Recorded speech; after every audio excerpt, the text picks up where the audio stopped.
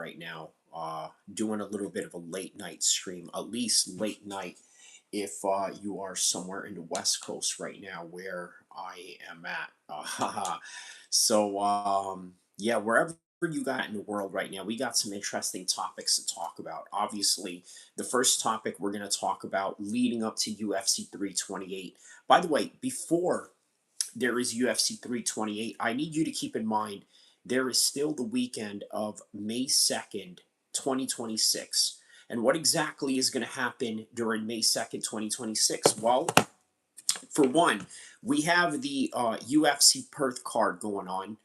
Okay, that's going to take place right around this time right now. Victory, shout out to you, man. I can't believe you're even up at this time right now, man. But shout out to you, a loyal soldier. Yes, late night. Seems you're up late right now. I didn't expect you would be up late right now, but nonetheless, here you are, man. On the eve of Friday, here we are. We're gonna talk about UFC Perth. I didn't get to catch the press conference, by the way. By the way, how about that, right? UFC Perth has has a press conference, and this is a fight night card. He says, "I can't sleep. LOL. Went to bed at 10, woke up at 1." Ah, okay. So that's right. That's right up your time zone alley right now, right? Okay.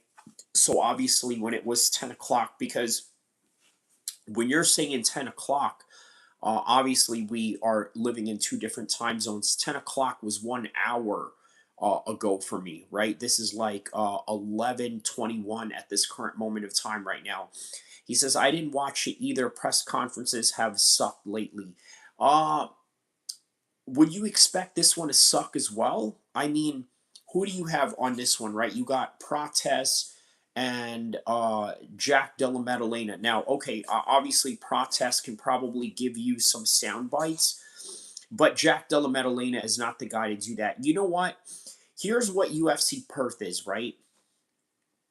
It's special for the people that are there right now. Okay, so in other words, they made that card big for the Australian folks. He says, yeah, not talkers. They're not talkers at all.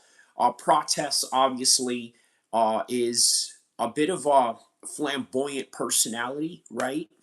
But even with that flamboyance, even with that enthusiasm that you see exuberate out of Carlos Protes, his English isn't really all up there. So therefore, um, it kind of makes it very difficult to see anything entertaining or anything compelling. Not the way that you're going to see next week.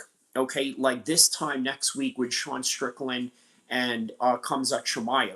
The way that people are sort of hinting at this whole entire incident with Khamzat and Sean Strickland as some sort of security threat, I tend to disagree, and I'm going to tell you why.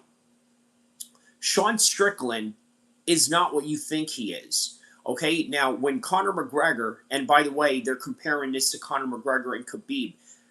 Here's the thing about Conor McGregor and Khabib: they're both extremely volatile human beings. Okay, very volatile human beings, meaning that they will attack you at any given moment's notice. Okay, especially McGregor. He's a volatile person. So, of course, you're going to have a volatile situation. Sean Strickland is not a volatile individual, at least not in the way that you think that he is. First of all, let's go into some psychology of Sean Strickland, right? Sean Strickland is a gang dropout. Now, the way that other people are looking at this, they're looking at this, well, he's a reformed Nazi, right? Well, to me, I hate to tell you, but whether you are from a white supremacist gang, a Mexican gang, an Asian gang, a black gang, you're from a gang, period. And all rules apply, right? For example, you don't go out and hurt kids, you don't go out and hurt the elderly. On top of that, you don't go out and snitch, right? You don't go out and abandon your homeboys, right? You don't go out and abandon ship or abort mission or uh, do anything insubordinate. Otherwise, you would get kicked off the group. So what I'm trying to say is that Sean Strickland has limits to his volatile nature. Victory says, I don't think Khamzat is taking anything Sean says personal. He knows the game. You know what, man? When he mentioned during the scrum today, right? He made an open workout scrum. By the way, this was great. I love that they did this, right? It kind of gave me Nate Diaz versus Conor McGregor vibes part 2 when they fought for the second time, right? Obviously, they fought in March of 2016, 10 years ago.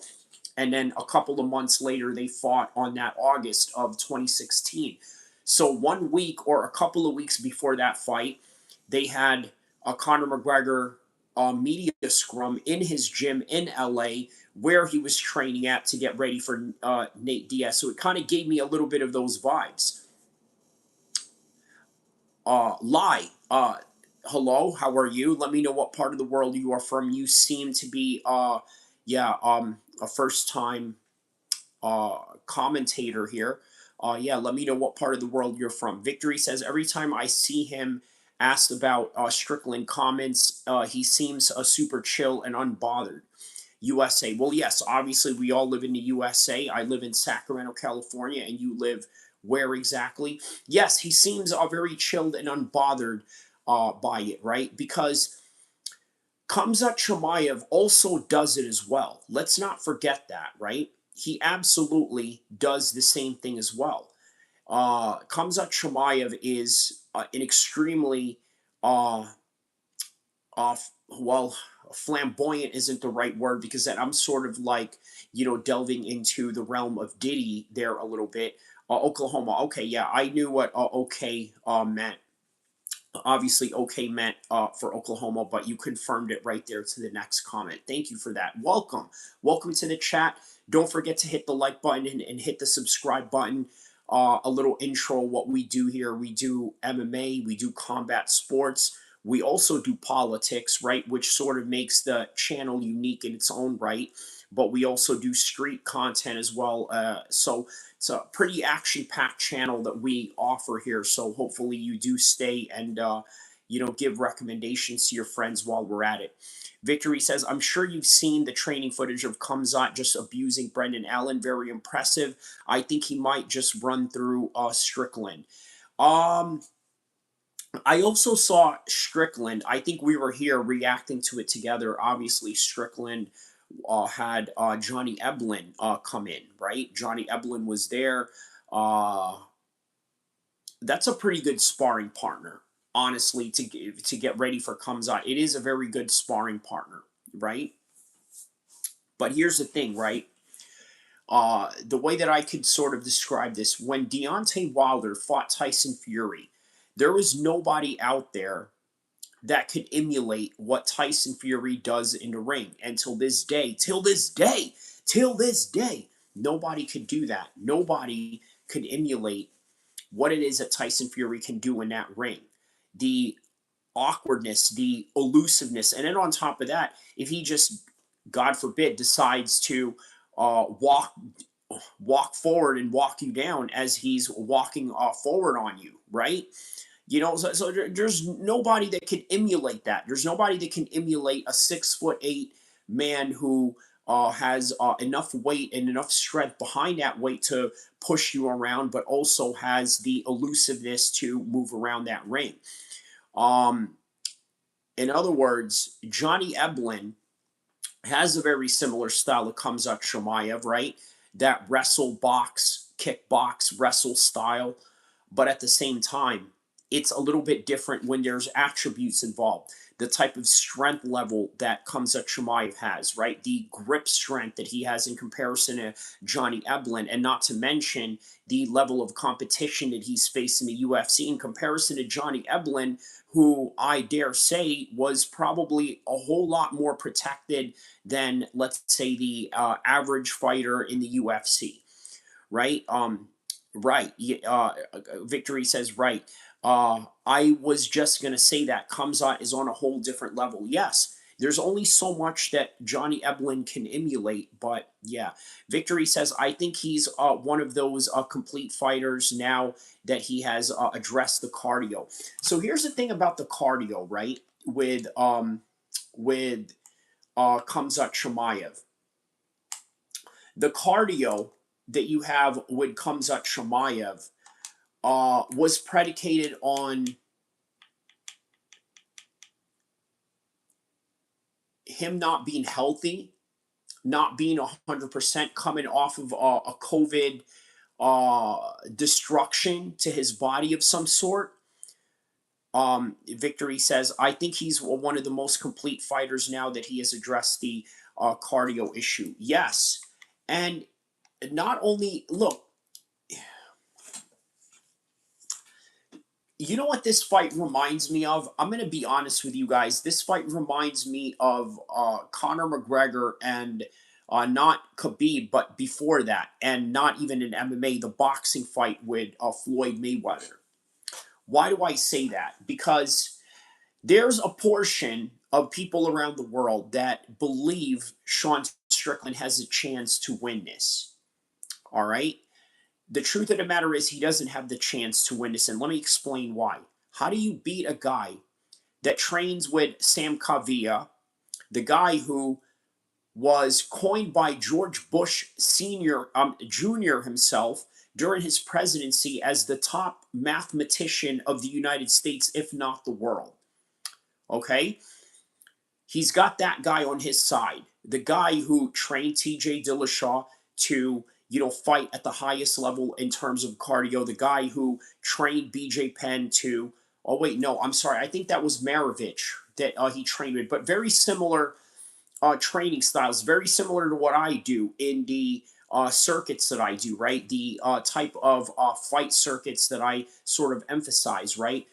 Using a lot of heavy weights, using a lot of heavy cardio, using a lot of highly intense explosive workouts, right? That right there is what Khamzat has been working on with Sam Kavia. And guess what? Sam Kavia knows how to do this at a level where he is calculating every math, every step, every reason, every functional pattern that they are trying to create in the strategy behind the technique and the game plan that Khamzat is going to use. Victory says, yes, very similar to how you and I train, but everything is tracked and extremely specific. Yes, that exactly. And he has the best mathematician of all time running the whole entire camp. And then on top of that, Khamzat trains with Abdul Rashid Sajalayev, who basically is the Usyk of heavyweight wrestling in the Olympics. And I've seen footages of Khamzat wrestling with Abdul Rashid Sajalayev, and he does pretty good against Abdul Rashid Sajalayev. So good luck, Sean. I don't know what you're going to offer that's going to somehow mitigate any type of prowess and any type of superior abilities that Khamzat has. Timbuktu says Strickland hates terrorists, not Muslims. Kadyrov is not someone I would love to associate myself with. So, Timbuktu, you brought up something very interesting, right? You brought up that Ramzan Kadyrov is not somebody that you would hang out with, right? And quite frankly, I don't blame you. Okay, the reason why I don't blame you for that statement is because, let's be honest about this, right? There are many people in the Muslim world that also don't like Ramzan Kadyrov. In particular, Sunni, Salafi, jihadi types. They don't like Ramzan Kadyrov. Yes, Al-Qaeda is an enemy of Ramzan Kadyrov. I don't know if, I mean, I'm sure you guys understand that, right? I'm sure you guys know that. Victory says he does all their nutrition too.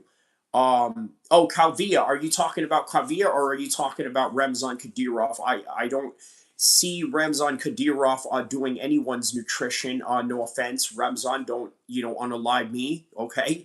You know what I mean? I'm a fan of all your fighters, please.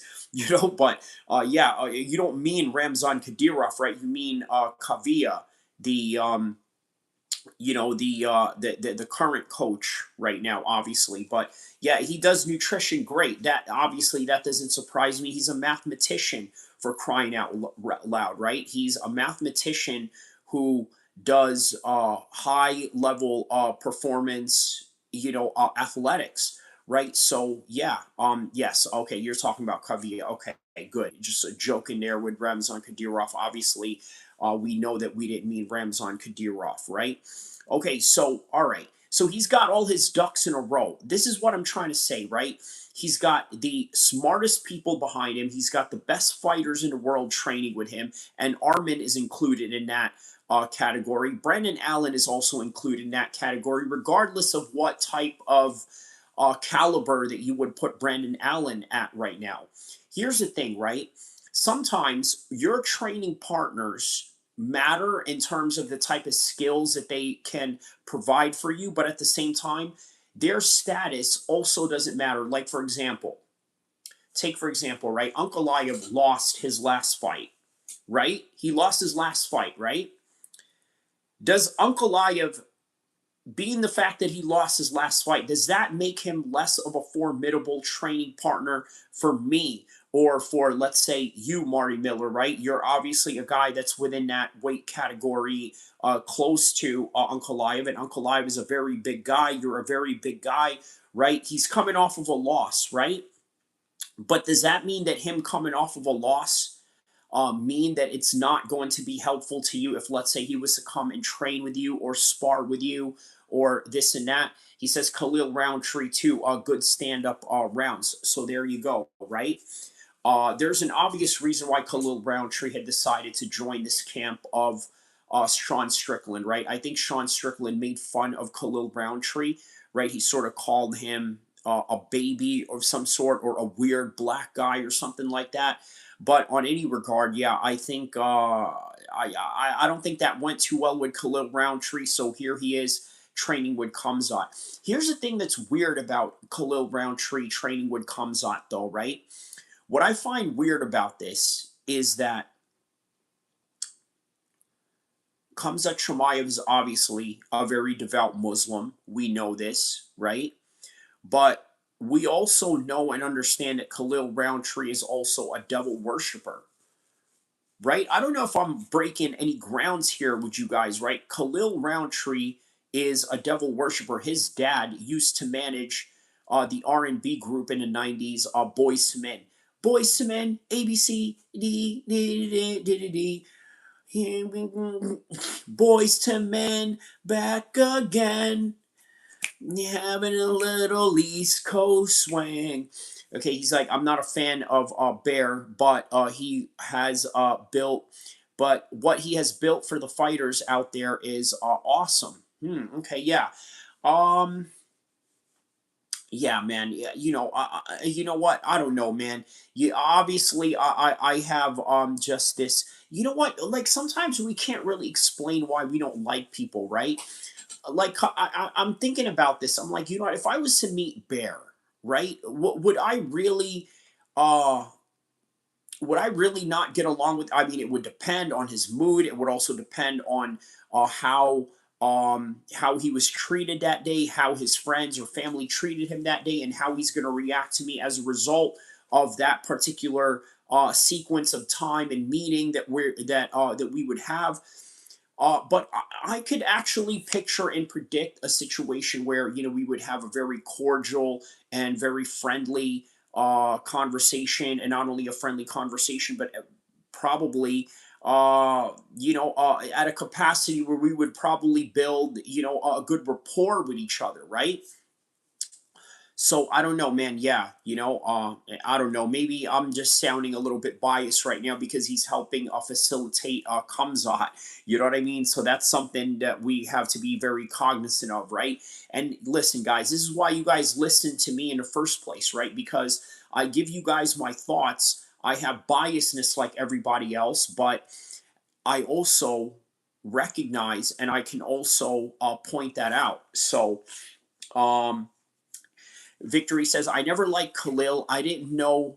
Uh, I didn't know that about him, but I've always been put off by him. Yeah, I mean, it's quite an interesting history, right? Like, he's one of these black dudes that's like into devil worshiping and heavy metal. I mean, that's kind of where he got that whole devil worshiping from, his thing, right? Like, from the whole heavy metal scene. And then his dad is like this big time music manager, right? And by the way, probably one of the biggest R&B bands in the world, but yet he's like this emo black dude that's into like goth and devil worshiping metal type of stuff. You know what I mean?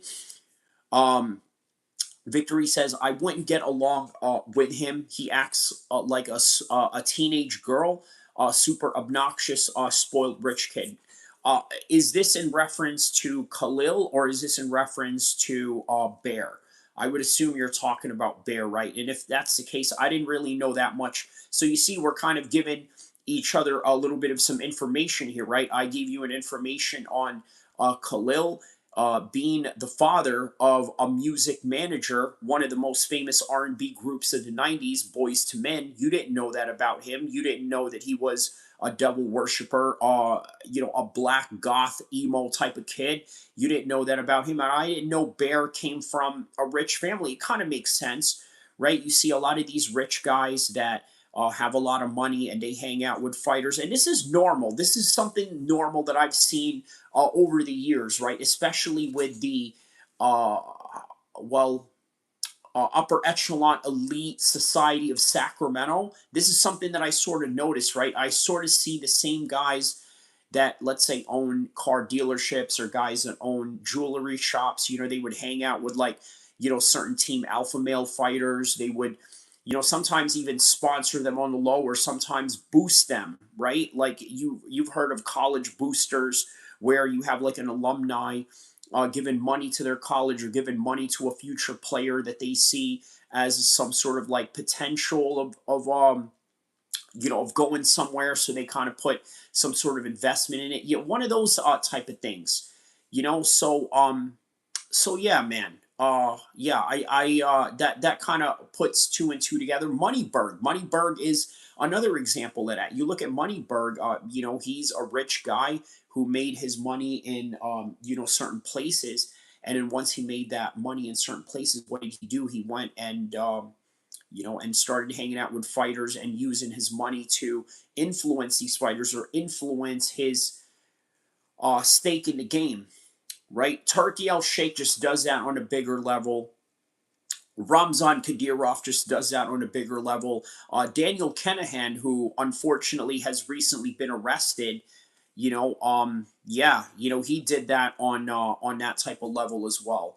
So yeah, he came up on allegedly came up on some drug money, hustling out in Ireland, running the Irish cartel, and next thing you know, he decided, what, I'm gonna get into boxing to, allegedly laundry money. But yeah, man. So, um, all right, I want to talk about um, why Sean Strickland hates Muslims. I think this is a very interesting conversation that I think we can have about why Sean Strickland has a hatred for Muslims. And I know you guys are going to say, well, okay, well, he doesn't hate Muslims, or this, that, or the other. You know what I mean? He hates the terrorist. Here's the thing, guys. Most Americans, I told you guys, right? I told you guys the other day, most Americans don't understand the difference between a regular Muslim, a person that is radicalized to the point where they can become a jihadi, or just a person that is radicalized enough to have undesirable opinions that would be outrageous to the normal American society today, right? The average American cannot understand or grasp the nuances of that, right? So they have this like generalized hate for Muslims, right? I think this is kind of where Sean Strickland is at. Like, he doesn't really have a strong ideological reason as to why he says the things that he says. He doesn't understand. Like, for example, when Sean Strickland came into my social media page a couple of years ago, what did I tell you he said, right? He said something to the effect of, "Oh, Muhammad loves the trees but not the women," right? As this like Orientalist view of Islam, as somehow that we oppress women, or this other nonsense that a lot of people come up with. They don't even know any Muslims. And if they knew any Muslims, they don't know any Muslims who are, probably married, and the type of relationship they have, or how they would treat their spouse or their kids or anything like that. Like, again, a lot of these people just don't have a certain background, or don't have a certain type of experience, or whether anecdotal or whether secondhand experience, to really draw from an understanding of being around Muslims, right? The other day I told you guys that if you are a US serviceman, okay, that served in Iraq. Let's say you served in Fallujah back in the mid 2000s. Let's say you served in Afghanistan from the time of the early 2000s to the mid 2000s, and all the way till the pullout of 2021, right? Let's say if you were a special forces guy that served in Yemen, or did operations in Syria and Iraq during the raid of ISIS during that time, right? If you hate Muslims, I'm not saying that it's right, but if you hate Muslims, I can understand. But it doesn't mean that it's right, but I can understand because of this particular experience that you have. And although I don't like it, I have a certain level of respect for it, because it's like, you know what? I get why, even though as a Muslim myself, I could look and say, I understand where your hate comes from. But here's what I don't like. Here's what I don't agree with, right? This is what I don't agree with. If you've never served in the military, you've never fought Muslims ever in your life, you've never been in war, you've never been in combat, you've never faced insurgents, you've never had an IED attack blown at you, you've never had a dude strap up shrapnels and a body vest and go Allah Akbar on you, and for whatever reason you just hate Muslims, but you've never experienced these things that let's say a U.S. serviceman who, even though I may not like it, and even though I may not agree with it, I will say has more of a legitimate reason to hate X, Y, and Z. Like, if you never been to war and you just take these secondhand opinions, or secondhand anecdotal experience from people who actually went there, I can't respect that. Victory says, this is why you're the race whisperer. There it is, man. Just trying to, like what you said right here in the next comment, you're always open minded about things and look at them from multiple perspectives. Right. And I've always been that way, but I figured, you know what? Why not express that in YouTube when I'm talking to the world, when I'm talking to you guys, right? Because I think that is very important in today's world, right? Like, it's very easy for me to be, the stereotypical MMA Muslim bro boy, slash fitness influencer, type, and just come in here and scream to the top of my lungs, "Oh, you freaking infidels, you this and that," or just, somehow create a comparison of why our religion is better than yours, or this and that. I mean, obviously, I could do that too, but I'm also giving you a perspective into trying to understand, hey, what is it about this person that makes him think a certain way? Well, I'm here to present it to you. And that's the thing about it, right? Like, all these people who've never been to war, like, for example, there's this one anti-Muslim um, social media influencer right now. I believe her name is Valentina Gomez. Let me know on the chat if there's any people here that are familiar with Valentina Gomez. Obviously, she's a Mexican woman who is anti-Muslim, has burnt the Quran in her own social media page and whatever platform that she was on. And I believe she was recently banned from going to Britain. Now, remember, I told you guys there is this march that is going on in the United Kingdom on May 16th, uh, and she wanted to attend that because obviously there's some there's some implications of nationalism, right? That's sort of right up her alley. Nationalism. Yeah, look up Valentina Gomez, right? She's been on Pierce Morgan's show before, so she's like, a really strong anti-Muslim, um, an anti-Muslim figure in the world of social media right now. So yeah, look up Valentina Gomez. All the white English guys, absolutely love her, and don't know her from a can of paint. Don't understand the type of politics or the type of political strife that we got going on here in America. But they will cheer her because she just says the right things, and there's really no nuances behind it. And again, I can't respect somebody like Valentina Gomez because here's the thing, right? You've never been in the Middle East. You've never been shot at by the Taliban. You've never been shot at by Al Qaeda. You've never been shot at uh, um, by what else other groups are out there? The Al Nusra Front. You've never been shot at by Iraqi insurgents. You've never been shot at by the Al Fayin. You know that no, that was during Saddam's time, obviously. But yeah, you've never been shot at by anybody who was Muslim. So what the heck? What are you even hating Muslims for? I told you guys, it's kind of like if you're, let's say, a wannabe gang member, right? Let's say you're a wannabe gang member from Oklahoma, and for whatever reason, you just decided to develop this sort of hatred for Bloods or Crips in California that you've never met because you watched something in No Jumper that your favorite rapper hates these group of people. So now you're going to go and hate these group of people because your favorite rapper hates this particular Blood set or hates this particular Crip set, and you ain't never been around any gang banging in your life, and I can't respect that. He says, who were the toughest to fight against over there? Um, the Sunni insurgents, obviously, because what happened with the Sunni insurgents, they eventually evolved into ISIS. They eventually evolved into ISIL, the Islamic State of Iraq and Syria, right? Also known as Daesh. Daesh is the Arabic slang for ISIS because the Arabic word for state, it's dalwa.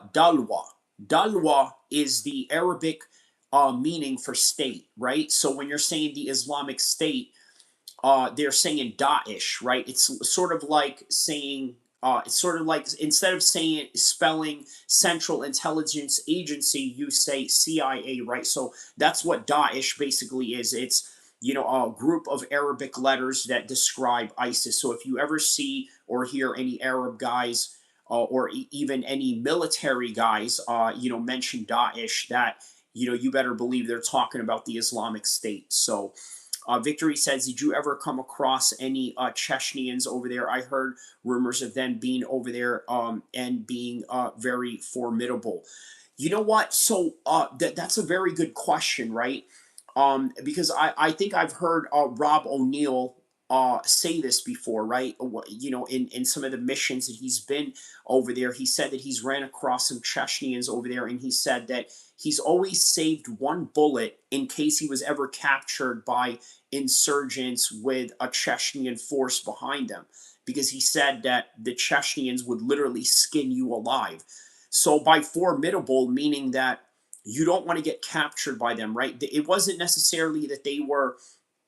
He says, "Oh yeah, I heard him say that." Right, right. That's also where I've heard that about Chechnyans fighting over in Iraq as well. But during that time, look, here's the thing, right?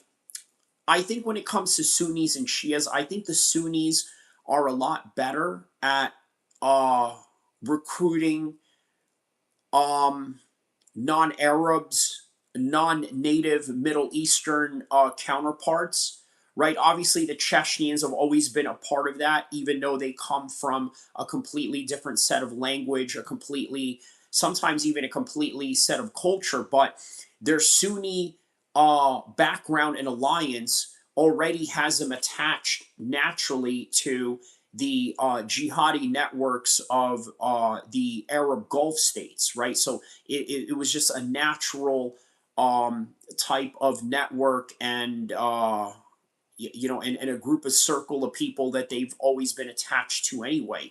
But if you notice, ISIS is very good at recruiting Muslim converts, white European Muslim converts from Australia, from England, from Germany. That's not something that the Shias can do. Iran. But I tell you what I notice Iran is good at doing, right? They are good at recruiting anti-imperialist, right? So if you notice, a lot of people that support Iran are conspiracy theorists, natural anti-Zionist, Western political commentators such as the Hodge twins, Candace Owens, who else is in that circle of of anti-Zionist, Dan Bilzerian, that crew of people, right? Iran is good at recruiting non-Muslims of that caliber, right? So the anti-imperialist, anti-Zionist crowd. Malcolm X's son has visited Iran before, which shocked me, right? Because I know that Malcolm X died as a Sunni Muslim, right? He died as a Sunni Muslim, and for his son to go to Iran, I mean, was absolutely shocking to me. You know what I mean? I was like, I could not believe it. Like, like this guy really went to Iran. You know what I mean? Like he really went to Iran. I was baffled by it. To be honest with you. But from what it seems and from what I understand, he converted to Shia Islam. In his that's Malcolm X's son. He converted to Shia Islam. So yeah, man. That was a good little monologue that I had going on there about the war on terror. I think we covered things about anti-Muslim hatred. I introduced new characters to you guys. Valentina Gomez, obviously, somebody who is a staunch anti-Muslim figure right now in in the world of of that world, rather of yeah. What else did we talk about? We talked about Sean Strickland. Why? Yeah. So a lot of people are concerned that this is going. Look, man, I don't think Sean Strickland is going to do anything. It's all for show. Like it is not in the caliber of Khabib and Conor McGregor, because that, I don't know. You know what? Like Khamzat is not bothered by the anti-religious rhetoric that that Sean is spewing, and I think I know why. I think I know what's going on here, right? Why was Khabib a lot more offended than Khamzat Chimaev when it came to this religious talk, right? Well, is it because Khamzat Chimaev is less religious than Khabib? I mean, look, at a certain point, there's no point of of comparing who is more pious than the other one, who is a more righteous Muslim than the other, right?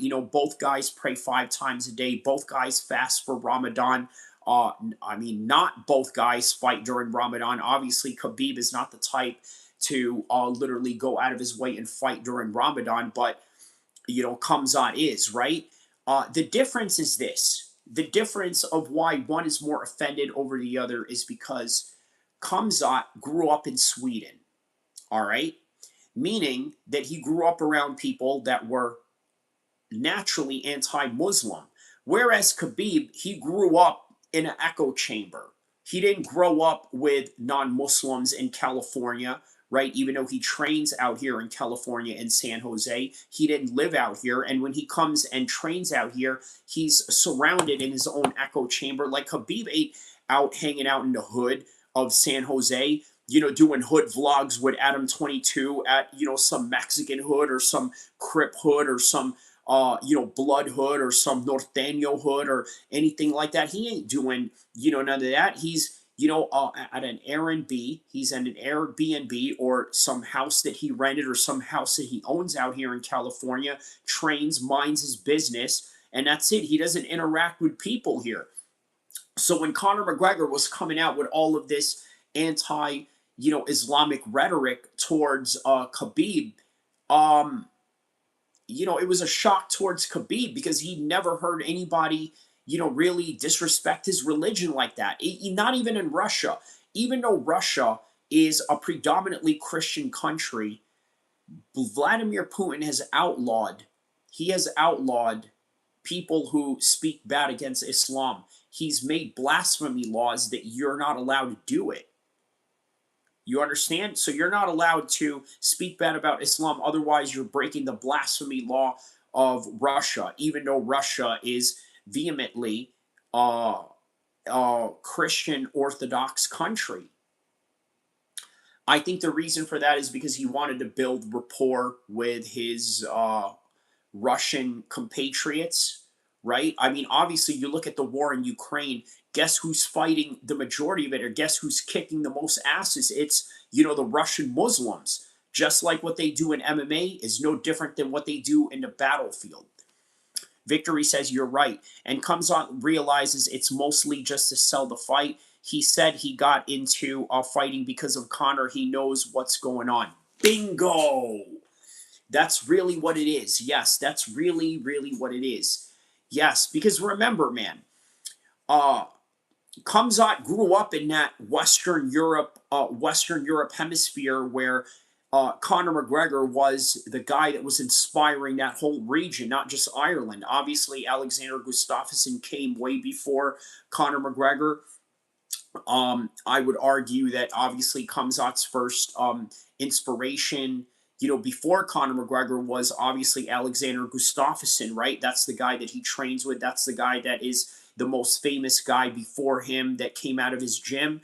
Right now, obviously, it's Khamzat. He's the hood trophy of that gym right now.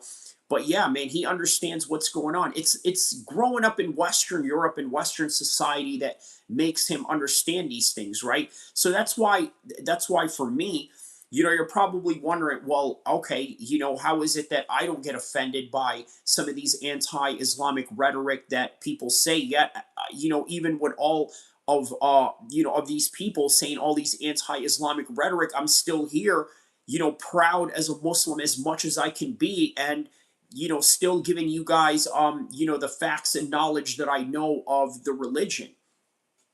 Victory says, crazy, I'm rooting for the non-American to win, LOL. You know what? So Luke Rockhold mentioned this, right? He's like, yeah, I'm going for Khamzat as well. I know that Sean is an American. I'm a proud American, but I'm going to root for good human beings, and he feels that Khamzat is a good human being in comparison to Sean Strickland. And when it comes, I mean, look, we can argue about who's the better fighter. We're going to find out next week, but undisputedly, we know that Khamzat is he's the better human being compared to Sean Strickland by a long mile. You know what I mean? And anybody that says Sean Strickland is a better person than Khamzat Chimaev, I think you're just blinded by not only your political stances on Ramzan Kadyrov, but also maybe your anti-Islamic rhetoric as well.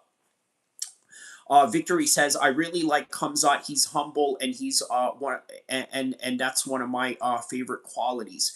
Humble, yes, yes. Humble in his core. Not so much humble in his exterior, right? And this is something that I don't think a lot of analysts have really noticed, right? I mean, we analyze the kicks and the punches. We even analyze the trash talking, the drama. But what we don't analyze as much is yes, is he humble? Yes, but he's humble in his deep interior, not so much of his exterior. What do I mean by that? The guy has so much energy, and I completely understand this, right? He's got so much energy. He knows that he's better than everyone physically, right? Technically, and then that can come across as arrogant. But when you get to know him and this is something that a lot of us are just not going to see, right? This is only something that the privilege of the people that have worked with him or trained with him will know. So obviously, this is why Luke Rockhold has said what he said about Khamzat.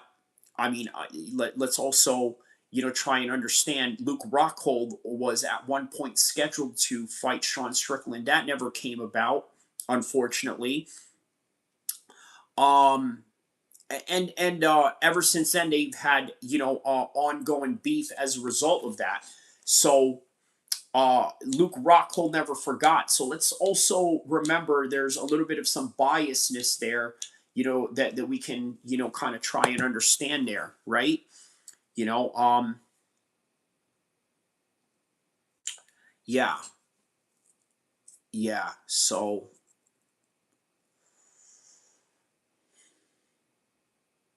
yeah, obviously Khamzat is a much better person. Look, I'm not saying that Sean Strickland is a bad guy, right? I'm not saying that he's the worst human being in the world ever, right? That's not what I'm saying. What I am saying though, what I am saying is that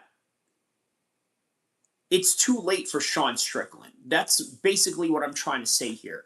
It's too late for him. What do I mean by, too late for Sean Strickland? Uh, what I mean by that is Sean Strickland has absolutely damaged himself over the years. Not only has he damaged himself in a self inflicted manner, he's also damaged himself through his experiences with his dad, through his experiences with just any random trauma that we probably don't know about, right? Like, we know about his dad. He's mentioned all the trauma that, his dad has put on him, but we don't know about the kind of trauma that his brothers, his cousins, or any type of family members that we don't know about, or family members that are just not featured in the limelight, right? There's just a lot going on there with Sean Strickland that we don't know about. But Sean Strickland, I think, has absolutely damaged himself to the point of no return, right? Like, there is no redemption story for Sean Strickland. Like, he's not going to get better as a person. Like, he's not going to somehow wake up one day and just realize, oh, you know what? I've come to the understanding of my errors, and I'm going to act accordingly now. That's never going to happen for Sean Strickland. He says, Ali Khan says, Strickland just a troll. Think he got yeah, think he has love for Muslims. I tell you what, Ali Khan, in Islam, what is the most like? Have you ever heard of the phrase? You probably heard a lot of Salafi people say this, right? We judge by what is the apparent.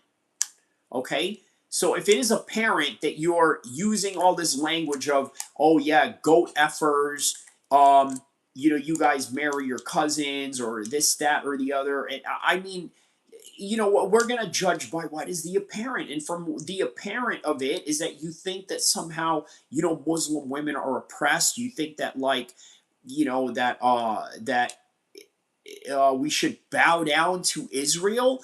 I'm like, bow down to Israel. I'm like, boy, do you not understand who you used to roll with? Like, you used to be a neo-Nazi in LA, and you're telling a bunch of Palestinians to roll over and basically just bow down to the Jays? Victory says, I kind of agree, Ali. I think most of what he says is a character he's developed. Okay. Sean Strickland is not Josh Hockett, and Sean Strickland is not Colby Covington. Do you know what I mean by that? Do you know what I mean by that? What I mean by that is that it is quite obvious Josh Hockett is playing a character. It's quite obvious, right? Like it's blatantly obvious that, hey, you know what, this guy is putting on an act, right? Okay, this is one way to indicate it. He says one thing, he's like, yeah, I'm here as the baddest Vato in the room. Yeah, I'm the baddest Vato. What are you gonna do, SA? You know, hey guys, what do you think of that? And then afterwards would ask for the crowd's approval. This is an obvious play that he's doing. Colby Covington, the same thing, right? Like, you know, he made it sound a little bit believable, but at the same time, you know, we kind of know that, you know what, Colby is not, you know, he's not a good actor. So, you know, you can kind of start seeing the cracks in it a little bit. He says, yeah, I know you don't like him at all, but I think he's just an exaggerated version of himself. That's Colby. Everything that you're describing, Marty, is Colby, and everything that you're describing is Josh Hockett. That's fair to say about Josh Hockett. That's fair to say about Colby Covington. Because you know what? Colby Covington has literally walked up to a fan. A fan walked up to him, right? Some Mexican kid. He said to him, he's like, man, you know what, Colby, I really like how you're acting right here, right? You're very humble. You know, I wish you were like this on TV. Colby said, yo, but dude, listen, you know, that doesn't sell pay-per-views, man. I can't do it. I can't do it. That doesn't sell pay-per-views. He admitted it. Josh Hockett is not going to admit it. He's one of those people that's going to kayfabe, right? The pro wrestling term, kayfabe. He's going to keep the kayfabe going from the cage all the way to his hotel room, right? He's going to keep the act going. He's going to stop the act when the cameras aren't rolling and when he's safe and secure with no fans around in his hotel room. But even with those two different strategies that they have going on, you can say that Josh Hockett and Colby Covington are an exaggerated version of themselves. You can't say this about Sean Strickland. Sean Strickland is exactly who he is. Sean Strickland is exactly who he always was, and there's nothing that's going to change that about Sean Strickland. What did we say here? Victory says Hockett was just on Chael's podcast and one with O'Malley. He was doing the nervous character, and it was unwatchable. So there you go. He's quite, you know, quite obvious about that. Victory says, yeah, disagree on this. I think Sean is doing the same thing Colby was. Yeah, that's where I think we vehemently disagree on that, right? So you believe that Sean is an exaggerated version of himself. I think that he's nothing like Colby Covington or Hockett, because Hockett and them, they actually are trying to be that. Ali Khan says, definitely Strickland is just a character. Savachi Financial, shout out to you, man. Shout out to you, Savachi Financial. Sean Nitz, what is Sean Nitz? Explain what that is. Victory says, that's what I think. That's what I think, Ali. Okay, Savachi Financial says, is Strickland MAGA 1.0 or Tucker MAGA? I think he's kind of leaning towards the Tucker Carlson MAGA side of things right now. I think the battle there is Israel first versus America first, right? So when you're saying Tucker MAGA, that's a clear indication of America first team. And then, you know, all the guys that are on Trump's side, all the pro-Zionists and all of that, they are Israel first team, right? So that's Dana first. Dana first, yeah. Yeah, Dana first, right. But yeah, man, that's look, let me tell you why. I'm going to tell you why I don't think Sean is just playing a character, right? I'm sorry, Sean Strickland. I'm going to tell you why he's not playing a character. Sean Strickland lived a very serious life, okay? He was a former neo-Nazi, okay? That's That's basically, gang life right there, right? Regardless of how it may have came across at the end of him being a dropout, right? People say that, oh, well, he was no longer a racist. Aren't you happy for that? No, that's not what I see. What I see out of that is he's a gang dropout. American History X, right? Edward Norton's character in that movie was a gang dropout. See, nobody likes to call Sean Strickland a gang dropout because that would mean that for him to not be a dropout means that he would have to maintain being a full hardcore racist for however long, right? Like that's like Sean did not grow up watching WWE. Okay, that's something we got to understand here, right? Colby Covington, remember what we just talked about a couple of minutes ago with Khamzat Chimaev, right? Why does he not seem angry about all these promos that Sean Strickland is doing? Well, because he was the generation under Conor McGregor, right below Conor McGregor, where they knew the value of promoting fights. They knew the value of exaggerating and putting yourself out there or making a play, right? Josh Hockett grew up watching wrestling. Colby Covington grew up watching wrestling. Khamzat Chimaev grew up watching Conor McGregor. So these guys have a reference point that you can look at and say, what is influencing them to be like that? Sean Strickland never grew up watching professional wrestling, I guarantee you. I guarantee you, man, he never grew up watching pro wrestling. In fact, here's the thing, right? If you grew up watching pro wrestling, you probably had a little bit of a privileged life, okay? Because there's no, man, I'm telling you, man, a lot of people that I know in the hood, yeah, they watch wrestling or this and that, but that's because they came from the hood, but then they came up on some money, so now they have, I don't know, rich people spare money that they could throw around. Let me read some of these comments right here. American History X, Victory says, it would be great content for you to spar Sean. I agree, yes. Ali Khan says, Sean did have an effed up childhood. Yes, and that's why he didn't have time watching professional wrestling, and this is why I know that he's not going to make a professional wrestling play. Ali Khan says he's going to have some discrepancies.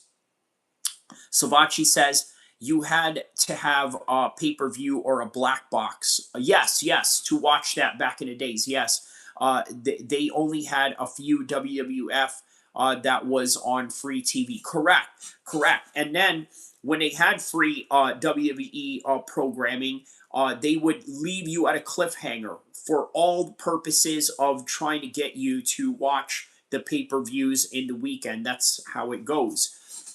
Victoria Navarro says, I pray for my family and friends for redemption and good health and healing and salvation and strength and favor plus understanding the guidance. Amen. You know what? Yeah, okay. I'll take that. I always find it interesting how people can randomly go on random chats or random live streams and then just drop like Christian or religious zeal moments, right? I don't know what's motivating that. Like, all right, if I'm at a Muslim chat, of course, I'll say, hey, salam alaikum, or this and that. If I'm like popping in at Muhammad Hijabi's, live stream, I'll say salam alaikum or this and that. Like, I don't know, I wouldn't go to a Christian's website and say, salam alaikum or Allah Akbar out of nowhere. I don't know. But anyways, Victory says, speaking of wrestling, have you seen the Hulk Hogan documentary? Yes. On Netflix, yes. Savachi says, Zayo Bot Farm. Probably. More than likely, yes. He says, hey, nothing wrong with that. It's positive, better than the random toilet talk or beard comments. Oh, okay, well, I give you that. Yes. Okay, that's true. And look, I told you, right? One of the things that I always admire about Christians is that, even though I may sometimes kind of find it, kind of naive or sometimes maybe socially out of place, they, do have a tendency of being able to, uh, not being shy of sharing their religious fervor or their religious zeal, right? And, to a certain extent, sometimes it is something that us Muslims can relate to, especially on the Dawah front, right? You look at Muslims like Sneeko, right? Very heavy into the Dawah movement right now. A lot of the Muslim brothers in England, very heavy into the Dawa movement and whatnot, right? Like very enthusiastic of sharing their knowledge to Islam, all for the purposes of trying to invite them, to the religion. So I get it. I get it. I understand. So, um, by the way, guys, this is going to be a weekend of very busy fights. Okay, I want you to take a look at this schedule, right? So tomorrow, which is right around this time, so 24 hours from now, right? So Friday night going into Saturday morning, right? So we're talking about midnight. You got Inoue taking on uh, Nakatani, boxing, and that's going to be in the morning time. Right around that same time, it's going to be right around this time tomorrow is when UFC Perth, Australia is going on. They're going to have UFC Perth, Australia going on at this current time right now, 24 hours from now.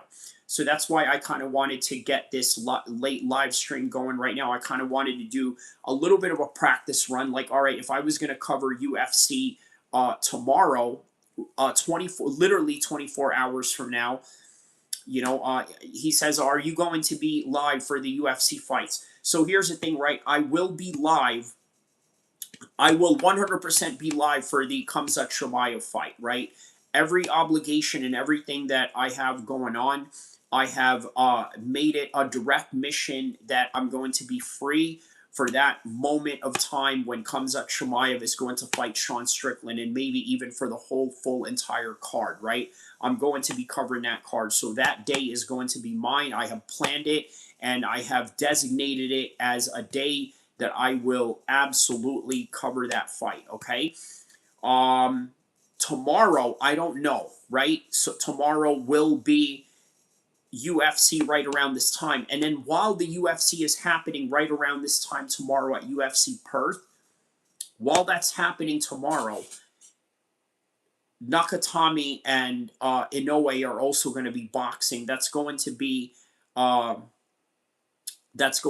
boxing card in Japan. So you got two Asian Pacific fight cards tomorrow.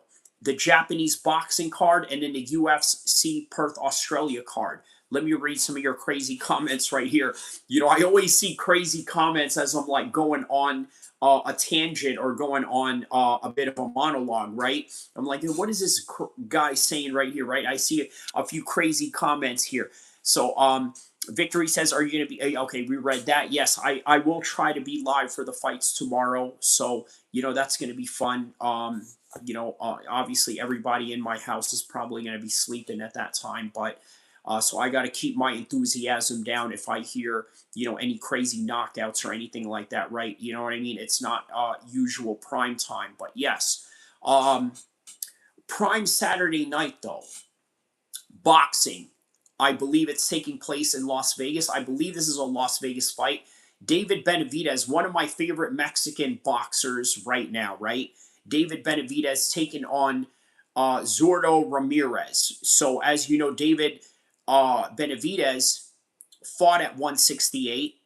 I think he even fought as low as 160. So he went from 160, 168, 175, and now he's moving up to cruiserweight. Bitsy says, does Inoue win by KO? Yes. I think that Inoue is going to knock out every single opponent in his whole entire career. I think that he's going to go on, maybe with one or two fights that goes to a decision. You're always going to have that, but I think he's going to retire undefeated. Yeah, I honestly think that he's going to retire undefeated. So a whole bunch of fun fights going on tomorrow, man. You know what I mean? You got Inoue, you got versus Nakatani. And then you got UFC Perth, Australia, headlined by the former 170 champion JDM, coming off of his loss against Islam Makhachev, taking on Carlos Prates. That's going to be a fun fight because you want to know what Carlos Prates is going to do at this particular high level. You see, JDM has fought at the highest level, right? He's fought Islam at 170, lost it. Now he's looking for a redemption. Now headlining a card in his hometown, which, by the way, is big in Australia. Not big here because obviously it's like, who's going to be up around this time tomorrow watching the fights unless you're a hardcore, fight fan like us, right? Obviously, but Card Jitsu is the new UFC. He says the UFC fell off. Yeah, well, I mean, a lot of people are complaining about the card placements and the lack of enthusiasm in this cards, or a lack of spirit that they are making with these events. So yeah, a lot of people are kind of disgruntled. I see what you mean when you say UFC fell off. Savachi Financial. Victory says, who's your pick for a Prates and JDM? I'm sure you talked about it, but I've missed it. Yeah, I'm going with JDM on that one, right? I think JDM is going to out-wrestle Prates.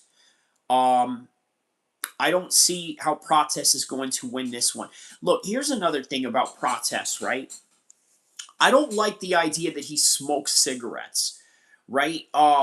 At least not for this fight. Like, I don't care what he does in his normal, day-to-day habits or this and that. But, if you're talking about fighting JDM, I don't know if that's going to be helpful, right? Yeah, it's one thing to fight, guys that are not championship caliber or contender caliber guys. I think that fighting somebody like JDM, he's going to have a rude awakening with some of his lifestyle choices. That's what I think. Victory says, will JDM stand or need to grapple and mix it up? I think that his best chance is grappling Prates.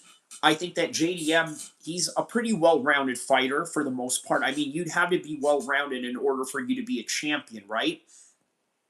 So he's going to try his luck standing up with Prates. He's going to try and, stand and bang with him, see what he does, right? Throw a few kicks here and there.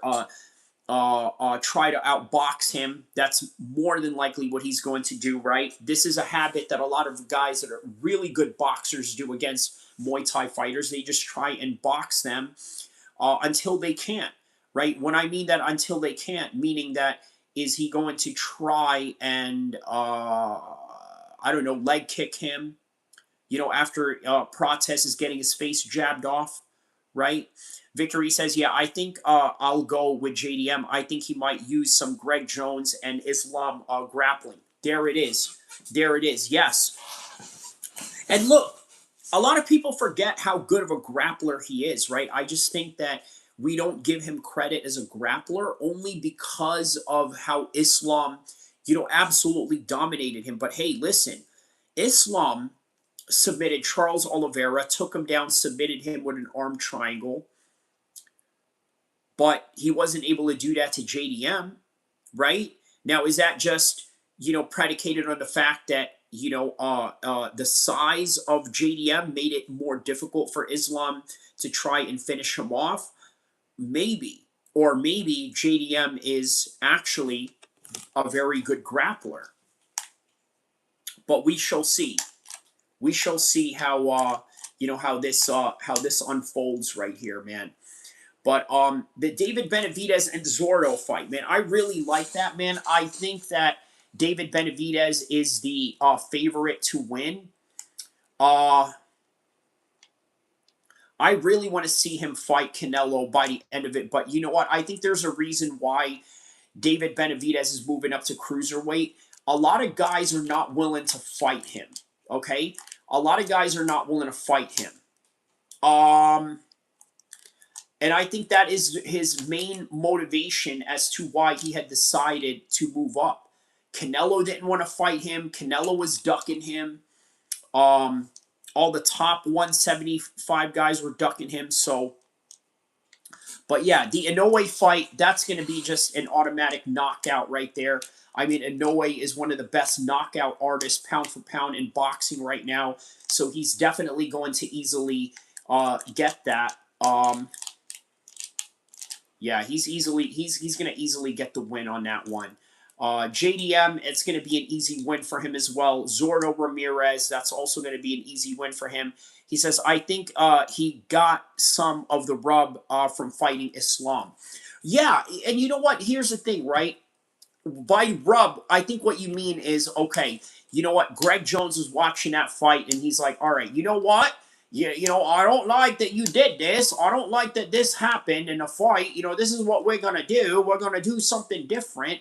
Yeah, like I think that he, you know, probably took a lot of notes into that fight. And you know, Greg Jones is he's a very he's a he's a jujitsu nerd, so you know that he's gonna try and analyze this. He's gonna try and you know, find any, you know, little openings and loopholes that he can find. So you know, certainly something that he learned a lot from for sure. You know.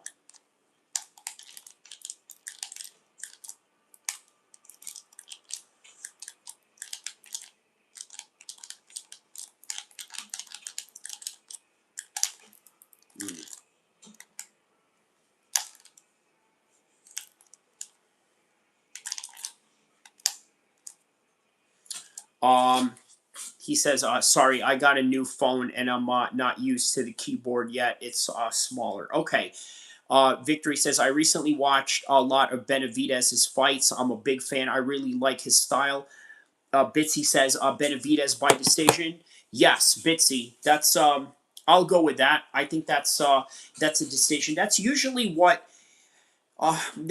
a safe bet that you go by when you are dealing with a high level fight like this. Zurdo is a very high level fighter, right? He got up to like 40 wins undefeated, right? That's very hard to do. Like once you get to that stage of like getting 40 straight wins undefeated, now you're barking at the level of Joe Calzaghe. You're barking at the level of Rocky Marciano, Floyd Mayweather.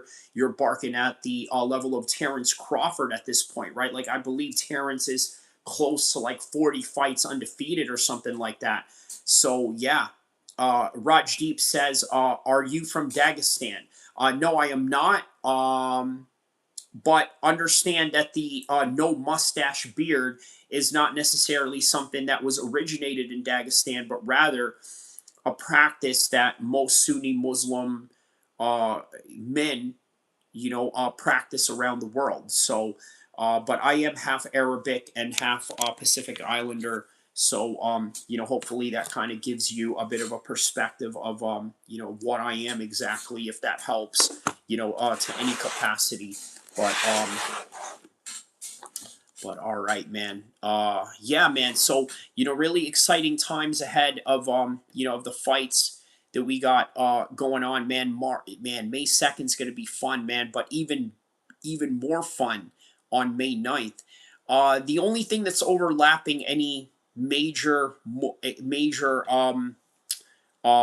fight on May 9th, I believe, is WWE Backlash, right? That's the only thing that's rivaling, which is weird, right? How do they have WWE Backlash at the same time while they are having UFC, right? Because obviously, I would not be asking this question a couple of years ago, right? When WWE and TK and the UFC were a separate company. That's not something I would be asking a couple of years ago. But now it is something that I would be asking because they are the same company. Why would you overlap each other like that?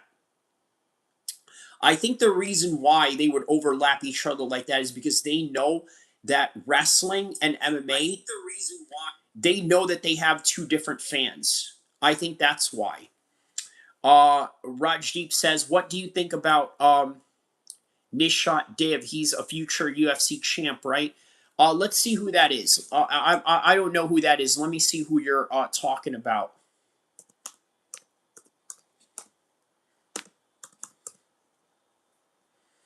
Oh, okay, he's a boxer. Okay, Indian professional boxer. Uh, 25 years old.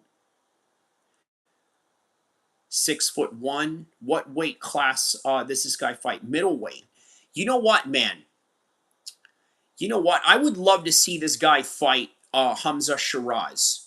You know, have a British Pakistani fight an Indian guy like this. This, oh my God, this would be a good fight um, for Khamzat Shiraz. Build them up, obviously. Build them up, and we'll see what's up. You know what I mean? Victory says, did you watch WrestleMania? I did. I heard many people weren't happy with it. Yeah. A couple of reasons why, right? Like, there just wasn't a lot of follow through with the storyline. Like, they had Cameron, get beat up by Jey Uso only for them to, never, really have a follow up on it. So, Bitsy says, best fight time tis a card as someone from Australia. I get to watch the fights and go to sleep at a decent time rather than a normal Sunday morning spending half the day watching the fights. Yeah, I see what you're saying, right? Yeah, so yeah, tomorrow, this is going to be the time that the fight is on. So whatever, if you're in Australia, Bitsy, right? Yeah, this is the time that the fights are going to start tomorrow. At least the Inoue fight and then the UFC Perth card. So yeah, look, that's why they had a press conference for this fight card, my man. They had a press conference for this fight because they wanted to make it big for Australia. They wanted to make this big for Australia, and it is, right? It's not so big here in the United States, right, because of the time slot. And again, that's why I was kind of asking, how is it that they have WWE pay-per-view, by the way, on a Saturday, right? That's not usually a day that they have UFC, or I'm sorry, WWE pay-per-views, but they're having it on the same day as, yeah, that's crazy. He says, Khamzat versus Strickland, a prediction. I'm going with Khamzat, 4th or 5th round submission. Victory says we should check out the press conference highlights. Yes, I was actually planning on doing that, actually. Let me see here. Let me see if I can find the press conference on that one. Okay, we can just go to the UFC page.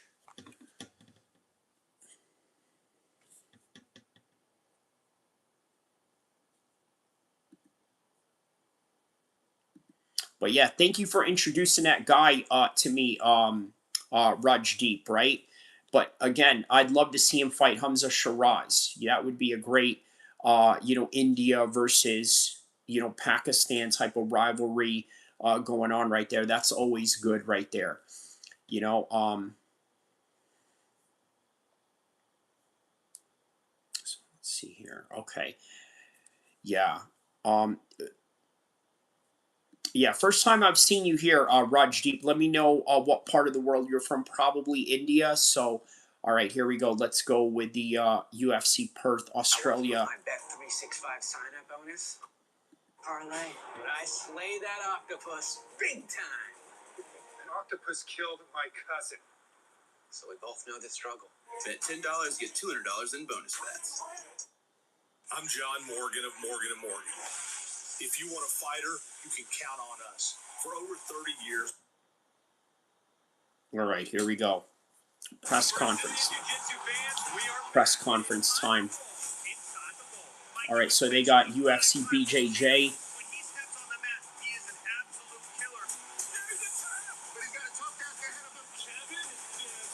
We are seeing history here tonight. She is pound for pound the best female in the world.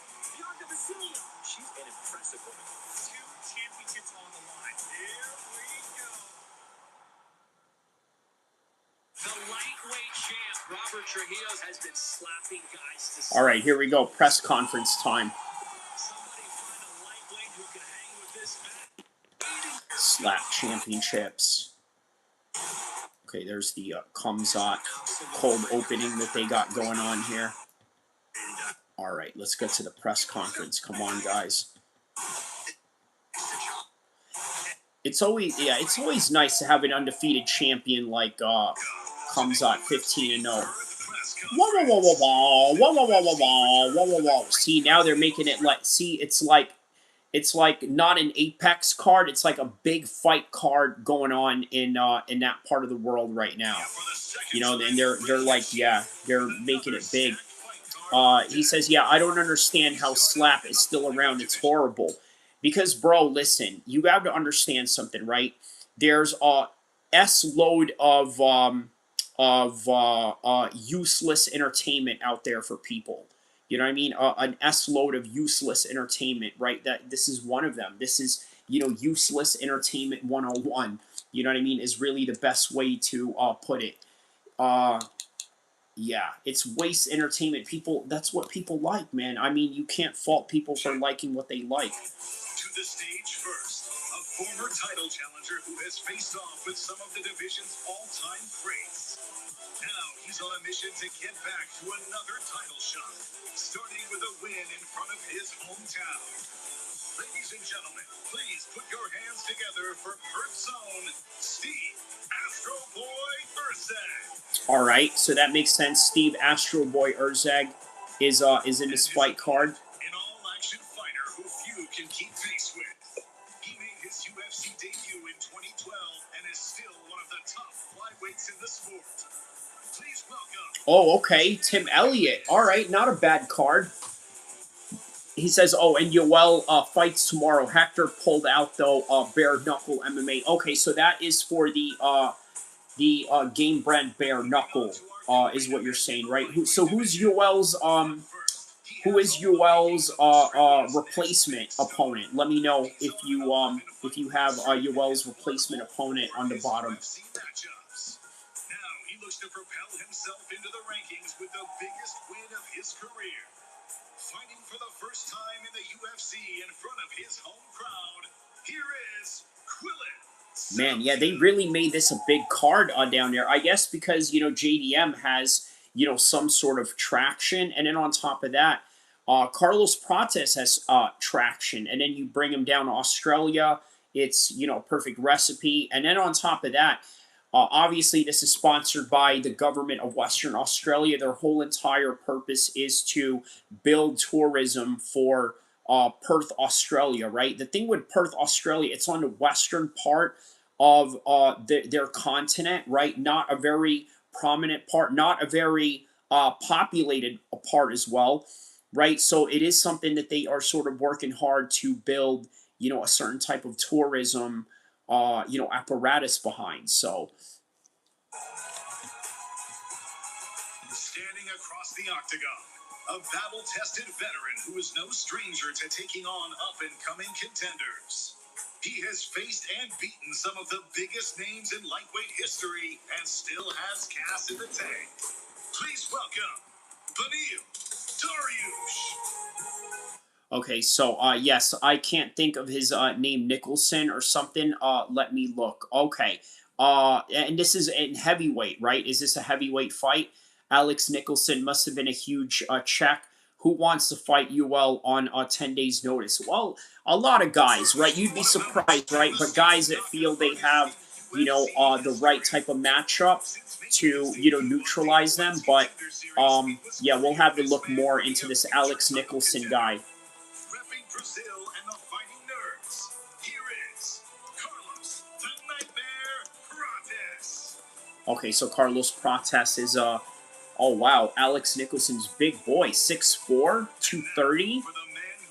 All right, 35 years old, from Florida. Okay, so wow, man, big boy, man. Yeah, heavyweight, big dude. I don't know, man. You know, yeah, Yoel may have his hands full on this one. You know, it depends on how Yoel is really going to look at heavyweight, though.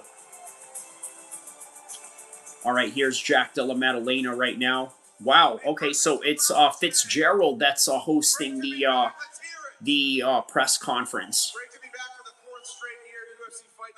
You're talking about Alex Nicholson. You're saying that he's slow. Okay.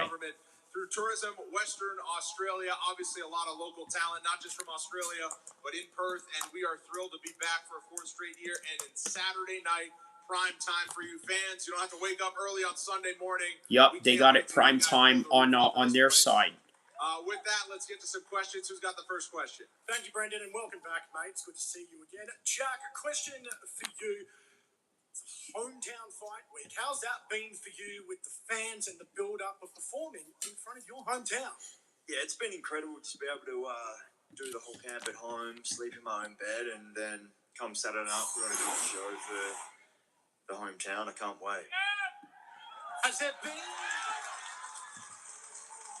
Have you felt any sort of added pressure or expectation in order to deliver a fantastic performance in front of your home crowd, or is it still... He says Yoel is going to crush him. Nicholson got KO'd in dirty boxing by a bum in like 40 seconds. Okay, okay.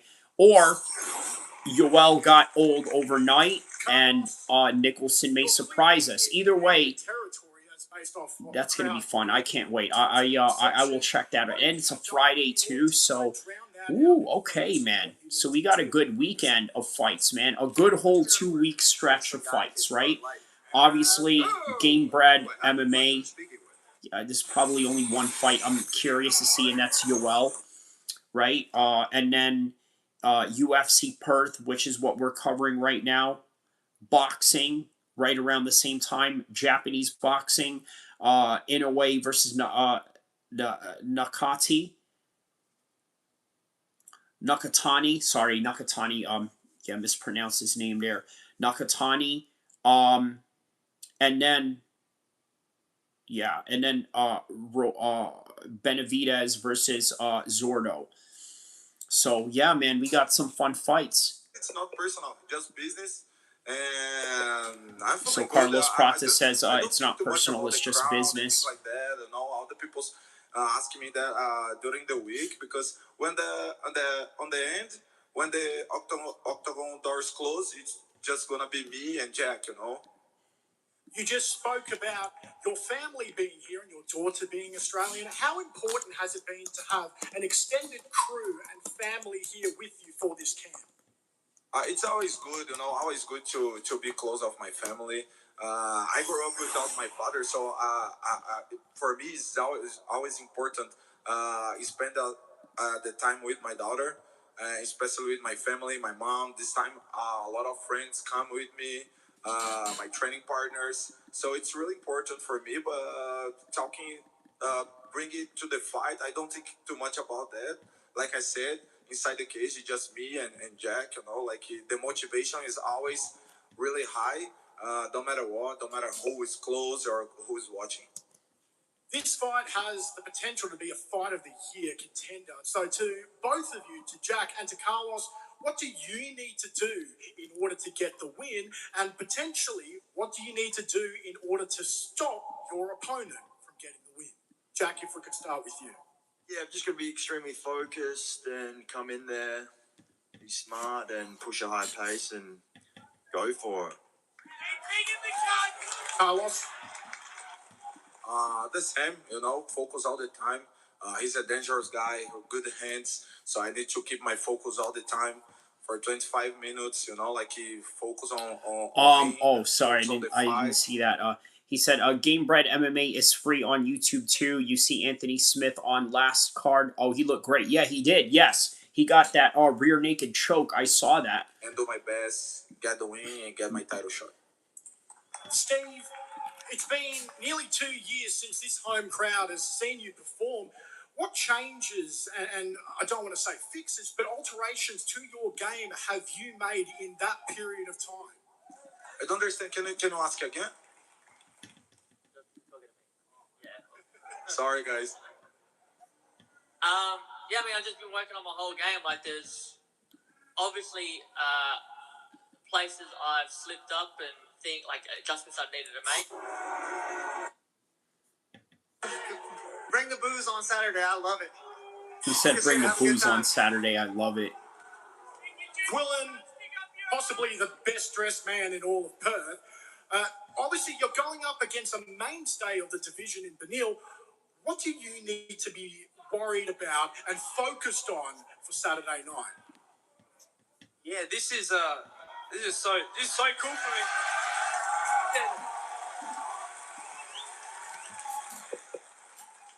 Yeah, I've been envisioning fighting, guys such as Benil for years, and now that we're Yeah, now can you that we're believe finally Beneil here, Dariush is in this card too? like we're at this stage, and yeah, I just got to stay.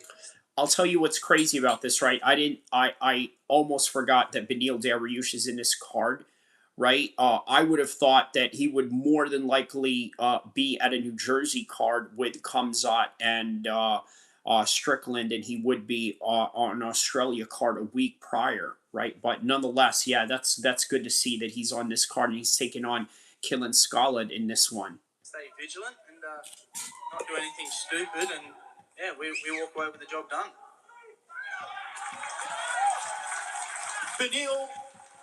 Benil, question for you. Obviously, we've seen Quillen's rise in the UFC just skyrocket. What do you need to be focused on in order to, as you said yesterday, to delay his rise to the top?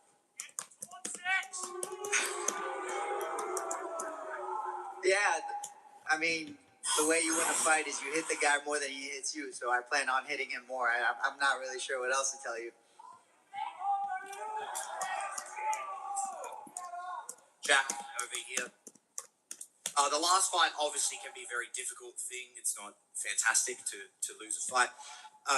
What are the improvements you have made, and is this the most dangerous version of Jack Della Maddalena?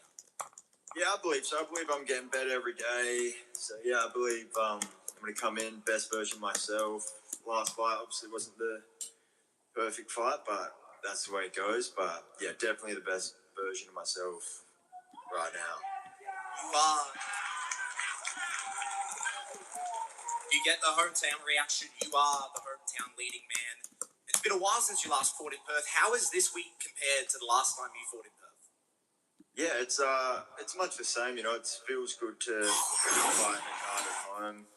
A lot of Aussies fighting before me, so I'm excited to see them all put in good work. But yeah, it feels much the same.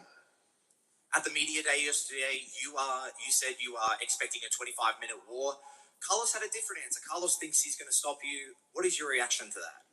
Yeah, I mean, that's obviously going to be his goal, but I'm going to push hard pace, try and get him out of there, but I'm expected to go 25 minutes.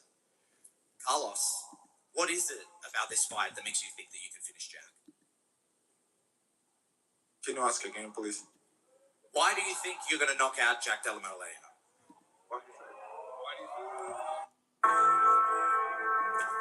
Oh, commercial. They asked him, why do you think you're going to knock out Jack Della Maddalena? And let's hear what his answer is. His answer is...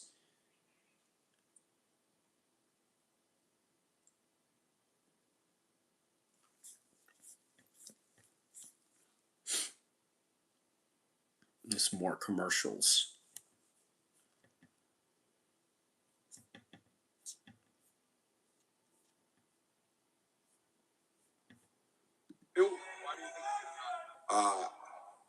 Because I know what I can do, I train a lot. It's what I like to do. It's what I know how to do. But I'm ready also to fight 25 minutes, 30 minutes, 40 minutes. Doesn't matter. Quillen, you are riding an absolute wave of momentum. You said before, you're going out there to get the job done. You've done absolutely more than that in your previous fights. What is the statement you're trying to put on this weekend? I'm just trying to prove that I belong in the up echelon of the division, and this is my path, and yeah, get to do it in front of my home crowd, and go home 10 minutes away down the road, and yeah, this is it's going to be a sick night. Yeah. Beneil, yesterday at the press conference, you talked about how you think Quillen's the future, but it's your job to delay it. How do you intend on delaying the future? Hitting him. I don't know what else to tell you guys. I'm going to try to hit him as much as I can. Yeah. Come on, guys. A bit of a nonchalant answer on the part of... Grow up, guys. Come on. We're all grown-ups here. Don't act like kids, man. Yesterday at the media day, you said you weren't sure if you were going to get booed or not. The crowd's letting you know how they feel. What is your reaction? Like 4 guys, bro. Come on, man. The rest of the crowd is cool, man. Okay, 6 guys. My bad. 6 people. All right, I got booed. Wow. And Tim, yesterday at the media day, you talked about some aspects of Steve's game that you said didn't worry you too much. You weren't too worried about the power. What aspects of Steve's game today at the media day does worry? I mean, he's super well-rounded everywhere. He's good on the mat. He's good on his feet. He's got good cardio. He's tough. They're booing Tim Elliott. I mean, I'm just excited to get in there with another good opponent and have a good time. That's crazy, man. They got Tim Elliott and Beneil Dariush over there as like the American representatives. What is your reaction to that?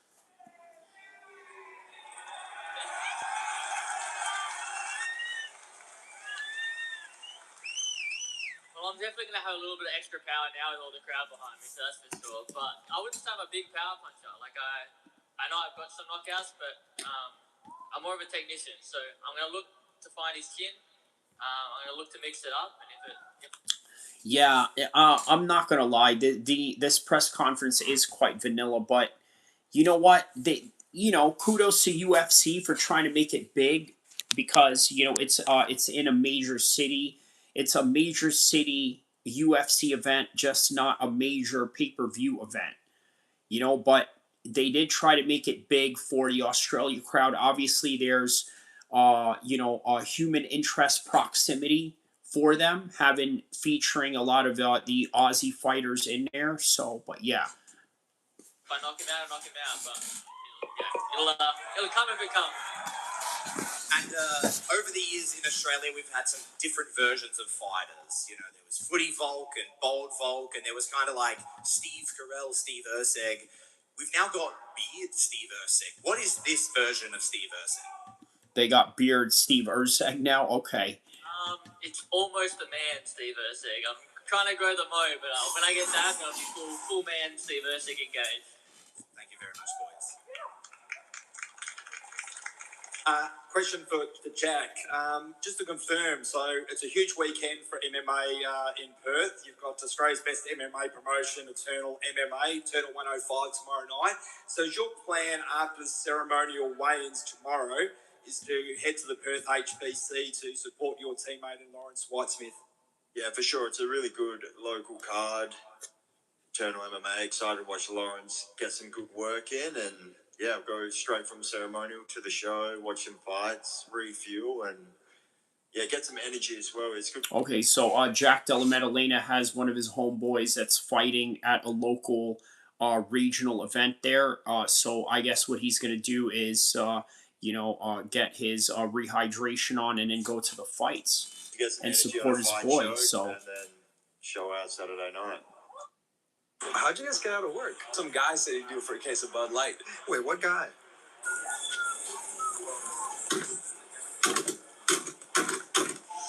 Anything for Bud Light, the official beer sponsor of UFC. I already put it total. Total power doesn't just happen. You have to make it happen. And it begins with a network as powerful as you.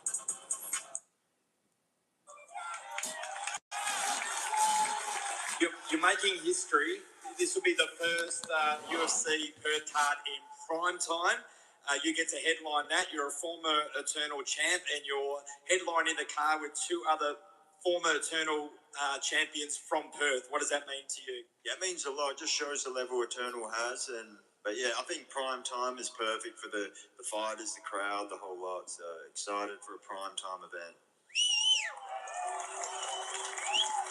Question for Carlos. The atmosphere is a little bit different here at RAC Arena, but yesterday at the open workouts, the atmosphere was incredible. That atmosphere, were you expecting that? Was that a bit of a surprise?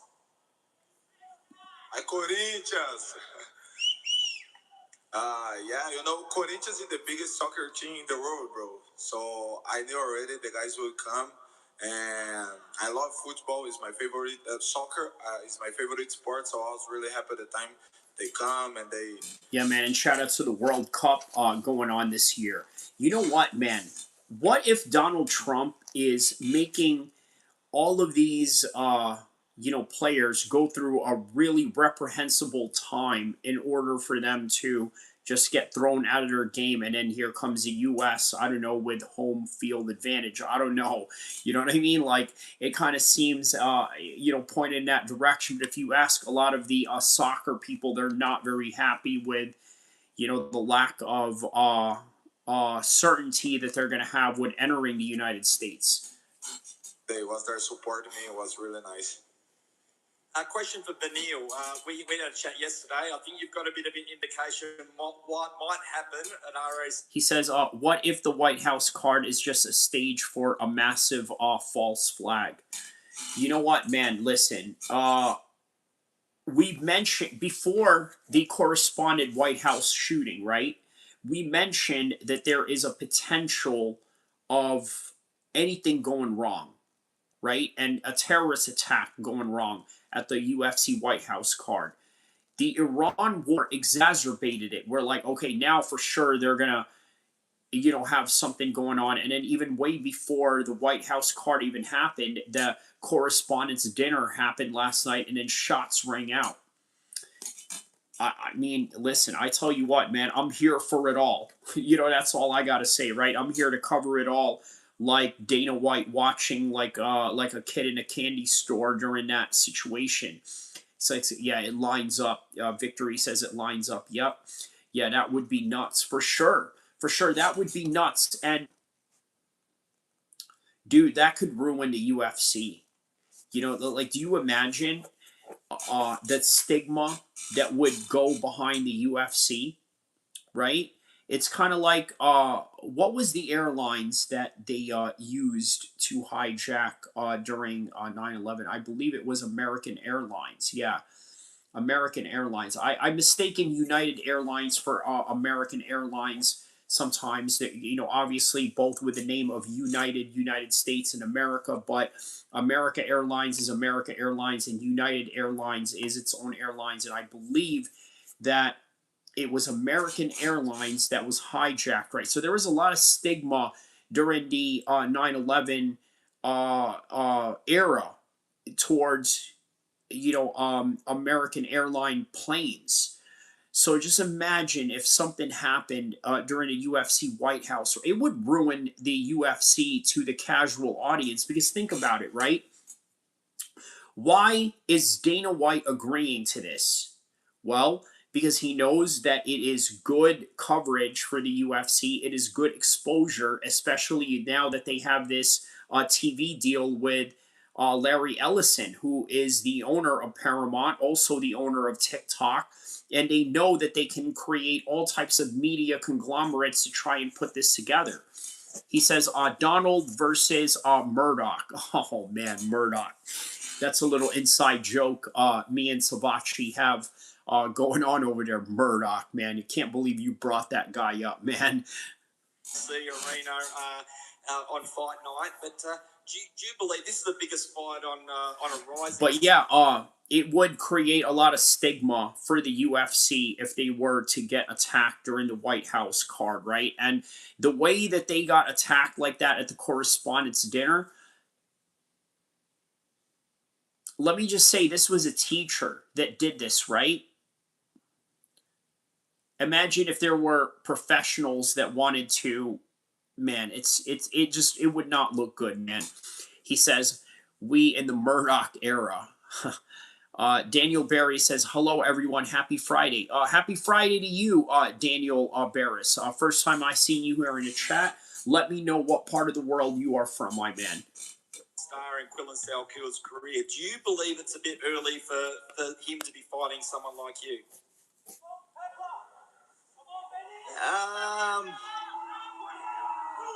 We'll find out Saturday, right? We'll see. I think it's the perfect time for this fight. There you go, Quillan. You heard Benil Dariush there. You've been on a rise. It's been fantastic following your journey since you were eternal MMA champ. You finally get the opportunity. This will be your first UFC card that is not a numbered event, but you could not pass this opportunity to fight in front of your home crowd. Oh, dream. Daniel, what part of California are you from, my man? Come true. Waiting for this for 8 years now. Went to the first event. Remember sitting up there and thinking how cool it'd be to, fight in the same arena. And yeah, now we can do it. Perfect card as well to do it. Prime time Saturday night. Get to run amok in Northbridge afterwards. I can't wait for that. Fuck yeah, can't wait. Let's go. Ever since you burst on. Samuel Prato says Pratis wins. BJJ wins by BJJ KO, or Pratis loses by gassing out to a decision. You know what? Like I said, right? I think that he will run across a really highly elite fighter that will test his gas tank, especially with, you know, just the you know, lack of discipline in his lifestyle to not smoke cigarettes. You know what I mean? Yeah. Thank you, Daniel, man. Shout out to you, my man. Shout out to you, Daniel. Yeah. What part of California did you say you were from? Daniel, let me know. The scene as well with your performance in the UFC. A lot of products have been coming out. Vex MMA t-shirts. You've got covers of magazines, water. What's the next sponsorship if you obviously everything goes well on Saturday night? LA, man. Shout out to LA, Daniel. Shout out to you, my man, and thank you for the sub, man. Sacramento, California, my man. You know, we're practically neighbors that are 5 hours away from each other. You know, I just like everything. I just wing it. Whatever presents itself at the time. It was we'll figure it out as we go on. All right, and we got Brussels, Belgium in the house as well. We got LA, Brussels, Cleveland, Ohio. We got Chicago in the house. We got Sacramento. Man, we got everybody up in here cracking. All right, so just a little bit of a commercial here. Let's get out of this commercial. Oh, Mortal Kombat ads right here. It's showtime. It's showtime.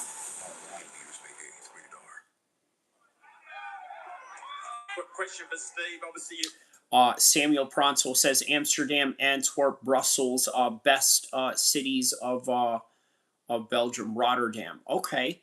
Fought in Perth before. It's great to have you back. I mean, what does it mean to you to obviously come out and be the first of the trio in Perth to on the main card?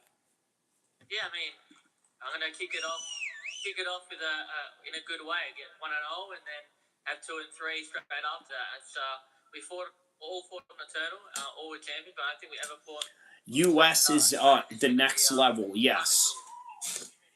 Question for you, Brendan, as host. Again, UFC has come so far in Australia because, again, there was a time when we only had one fighter in Australia, all was Cinesic, and then Zoa, and then all of a sudden you've got a full card. I think this will be the first time in Australia that every fight has an Australian on the card. So tell us about the journey of the UFC. Okay, so now I understand why they made this card a little bit bigger, at least on their side of the fence, not so much in this side of the fence, right? This card is big in Australia. It's semi-big, right? But I don't know, man. You know what? I don't know why they didn't put Izzy on this one, right? Like, instead they decided to put him in Seattle, but whatever, right? Now I see why. I see why they put every Australian in this card. So he says 2 and 1, 2 in the night. Okay, I'm listening. Okay. He says it's earlier, man. You didn't sleep. It's over 10. It means it's a night there. Yes, doing a little bit of a late night stream. I figured this is something that I was going to do in the morning anyway, but I was like, you know what? Might as well just get this done so that, so that I could just watch this back in the following morning. So. MMA in Australia. I think, it's what we used to have in Brazil, where it was a Brazilian against a non-Brazilian, and we load those cards up and the fans would follow suit. When we broke in down here and started having some success, you've seen the champions, Robert Whittaker and Alexander Volkanovski, still getting it done at featherweight. Now Jack did it. Steve challenged for it. Quillen's on his way there, perhaps. So the fans obviously make it worth it for us to come all this way. We're thrilled to be back. And after the presser, we'll cover a bit of the Benavidez full card. We'll just take a look at briefly what's on that card. We'll also take a look at the card for Inoue versus Nakatani.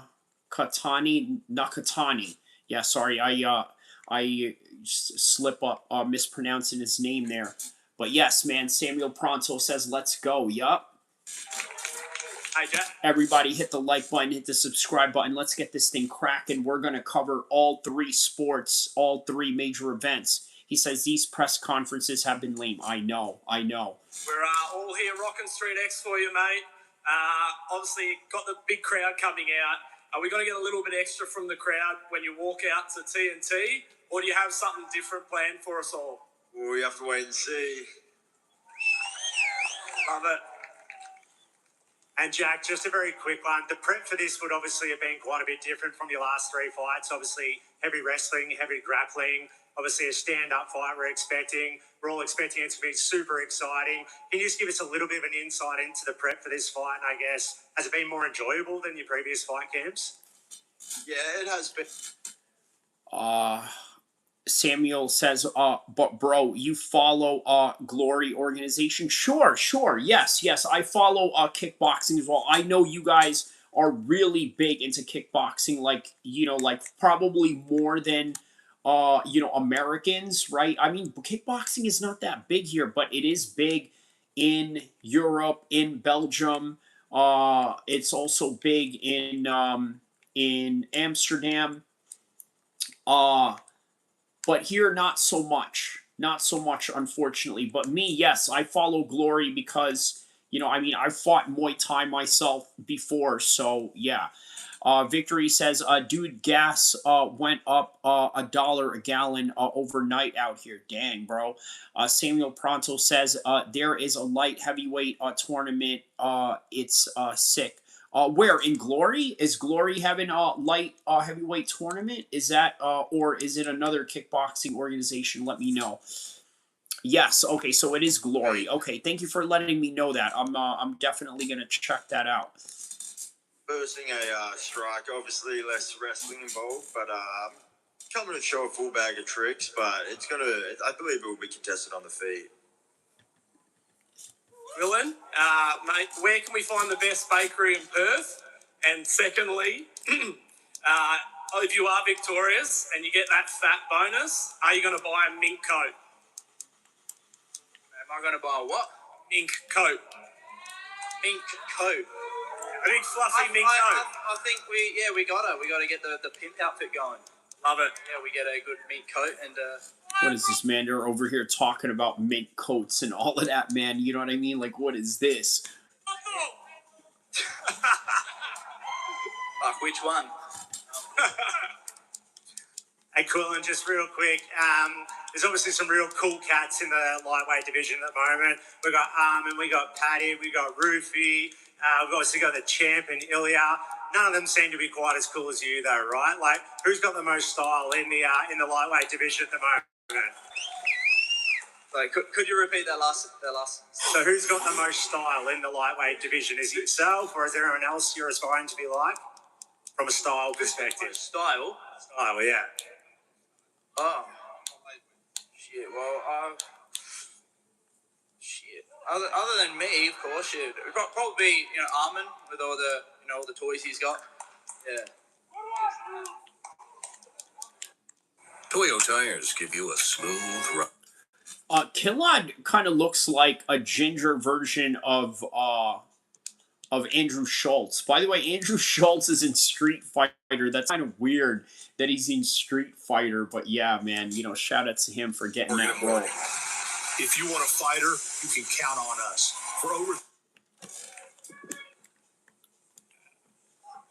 Benil, Quillian, he's got such a well-rounded game, both on the feet and to the ground. Do you think that your experience might be the thing that could get you this win?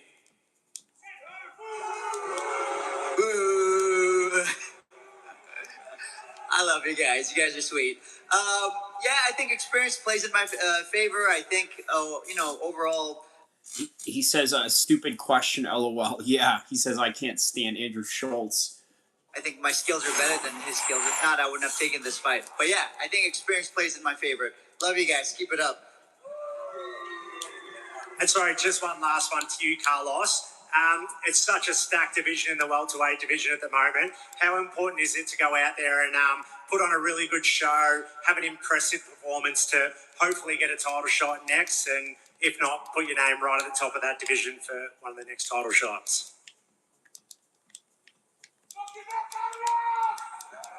Someone in the background's yelling F him I up, think Carlos. it's really important, not only tomorrow, but all the fights.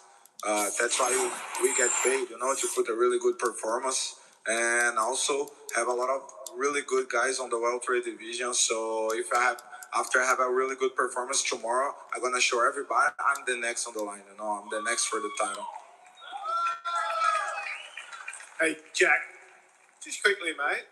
All goes well Saturday night, no damage, walk out quite calmly. When can we expect to see you in the octagon again? Yeah, I would love to fight again this year. For sure, I don't know who will be. Obviously, see how the rest of the division lays out. But yeah, I will have 2 fights this year. I tell you what, though, if Jack ends up getting a win here against Carlos Prates, I mean, even though he's number 1 and Carlos Prates is number 5, that's a good name for him, right? He can maintain being the number 1 guy. I mean, I could see him beat a lot of guys at 170 and hold that one spot kind of like John Fitch back in the days, right? But maybe not as boring as John Fitch, but obviously I could see him being like a long time number 1 contender or a gatekeeping number 1 contender. Quillen, we've heard about all the escapades with the bonuses. Should you get another one? Is it on black or red? Well, today I was playing a bit red and it didn't go my way, so I think we've got to put on black now. Yeah. Question for Jack. We mentioned before the pressure and energy that fighting at home brings, but what's the difference mentally between fighting here and preparing for a fight overseas? It's really much the same. It's good to obviously cancel the travel, staying home, sleeping in their own bed, but much the same. Preparation is very similar. And you're also one of Australia's most reliable finishers. What part of your game has developed most heading into this card? Say that again? So, what part of your game has evolved the most heading into this fight on the weekend? Hopefully the grappling. Hopefully that's evolved a lot. And then, do you think that Carlos can handle the kind of physical pressure? He says if JDM wins, maybe he fights Lamar and the winner gets a title shot. Huh, okay. That you bring, or is this a bit of a mismatch? No, he's shown he's very strong. He's got that knockout power. We'll find out Saturday night. Carlos, you've built a reputation for calm, calculated violence. How does that compare to Jack's pressure?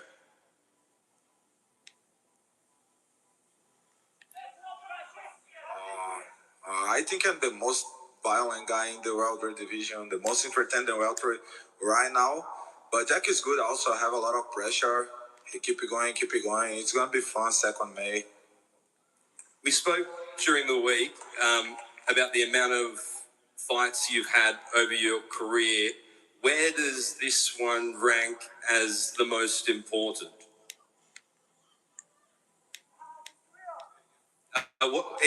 He's had a lot of fights over his career, over 100 different Muay Thai fights. How important is this fight in the context of his career?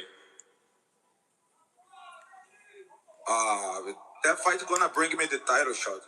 That fight gonna bring me close to UFC. I agree with him on that one, right? This fight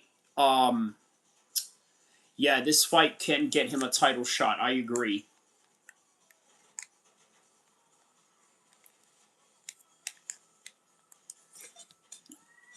The belt, so I think it's the most important fight of my career.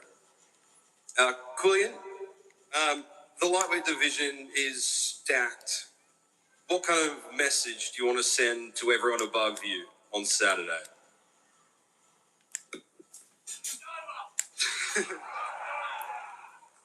I want them to see a dangerous, hungry lightweight coming in and hungry to take their spot. And I want to put myself right on the map and make them very wary of what's to come.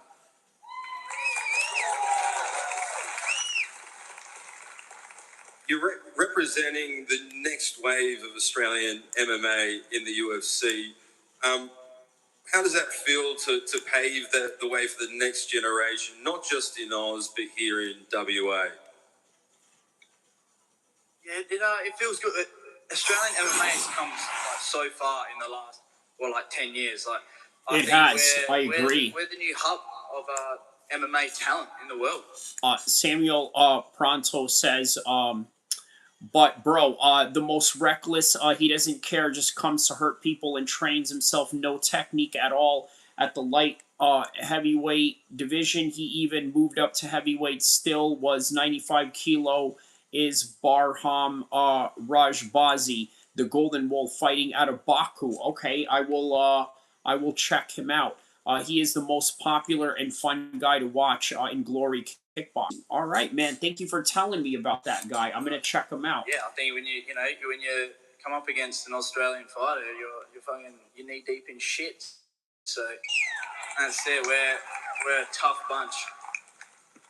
And then lastly, do you see your opponent as a threat or an opportunity? I see both. Yeah, Benil's dangerous everywhere. He's proven to get finishes both on the feet, on the ground. I've been watching him for a long time. Been a fan of his style. I'm excited to get in there, test my skills against him, and can't wait for Saturday. Benil, you've been in the mix of the division's elite for years. What's the biggest lesson from your recent fight, and what could you tell your younger self if you could? All right, well, that's a pretty vanilla and plain question. What could you tell your younger self? Okay. Sure. What could you tell your younger self? I mean, what is this? Like Mr. Destiny or something? Like, unbelievable, man. Total power doesn't just happen. You have to make it happen. All right, there we go. Come on, boys. And now they're booing Beneil Dariush. A little bit more. That's it? Yeah, he says, please, you will be amazed. Yeah, man, I'll check it out, man. Yeah, now you're getting me really excited about that Glory, tournament. I really want to see how that plays out, man, for sure. I tell my younger self to just kind of enjoy the moment more, enjoy this with the fans and stuff, or not fans, whatever you want to call them. Not fans, the ones that are booing him right now. It was shit, man. So fight better than that. That's how it is. Steve, just simply, mate, are you ready for the war that's going to happen with Tim? Yeah, I'm ready. I've been training real hard. I know what he brings. I can't wait. And Tim, you faced almost every style in this division. How does your experience play into this fight? I mean, the fact of the matter is, I fought a bunch of Steve Ercegs. Steve Erceg has never fought a Tim Elliott. I fought a million guys like this guy.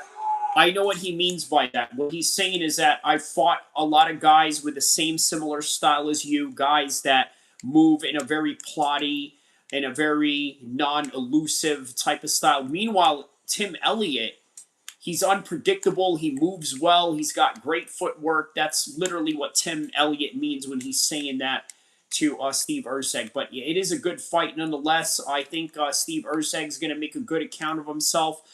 Tim Elliott's going to get an easy decision win on that one.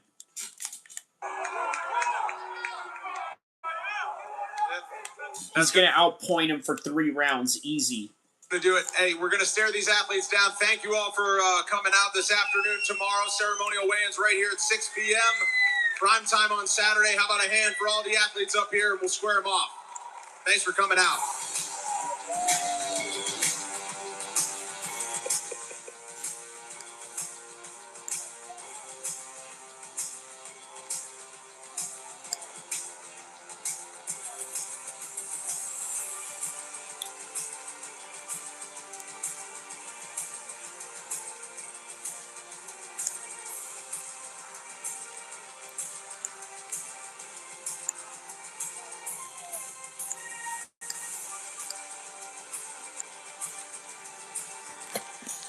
All right, let's see this stare down here.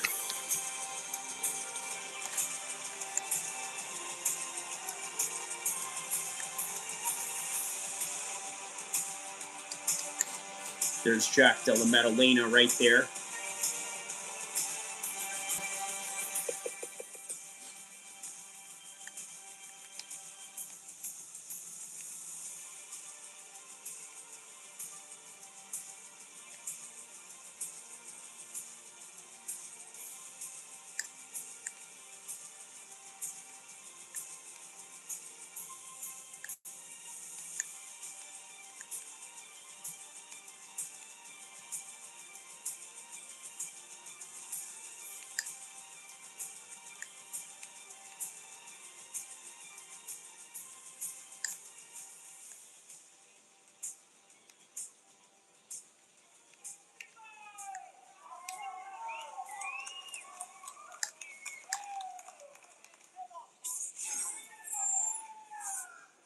He says that nose is par with Marab's.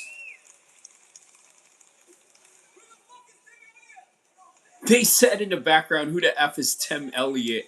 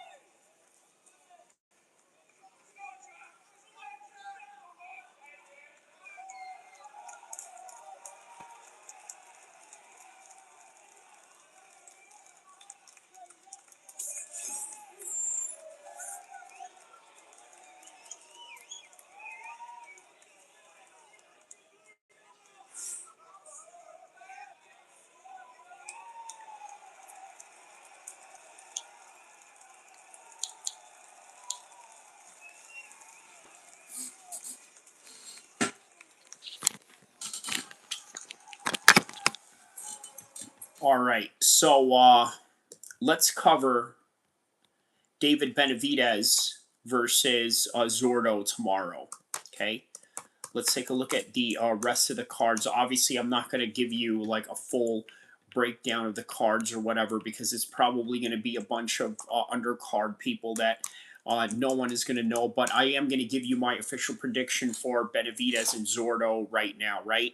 My official prediction for that one, David Benavidez by decision. This is a high-level boxing matchup, right? Whenever you have a high-level boxing match, most times it's going to end in a decision very easy. Okay, it's going to end in a decision very easy. So there's David Benavidez, Gilbert Ramirez, 48-1. Man, he was close to getting to that 50-0, but Jamie Munguia, how about this, man? He's in a co-main event. You know, he's seen some better days. I mean, obviously, you know, he had that first round knockout loss, right? After going 12 rounds with Canelo. That was a tough one. First loss he ever had was against Canelo. Isaac Lucerio, 18-0 against Ishmael Flores. Oscar Duarte taking on Angel Ferrero. Tito Sanchez taking on Jorge Chavez. Daniel Blancas taking on Rahul Solomon. Juan Carrillo taking on Marlo Delgado. Peter Kamukov taking on Bernard Joseph. And then you got Julio Hernandez taking on Carlos Lewis. Javier Mesa taking on DeMonte Smith. Here's some pro debut right here. Jordan Palacios taking on Sean Wall. 1-0. And then you got two 1-0 guys. Dylan Capitello taking on Jay Pierce III. Okay, so that is what we have for the full card with David Benavidez. This is going to be prime time tomorrow. Where is this fight taking place? Okay, T-Mobile Arena. So this is a Vegas boxing card. Okay, so let's go over to Inoue versus Nakatani. I don't know much about this Nakatani guy, right? But we are going to check out who this guy is and what he's about.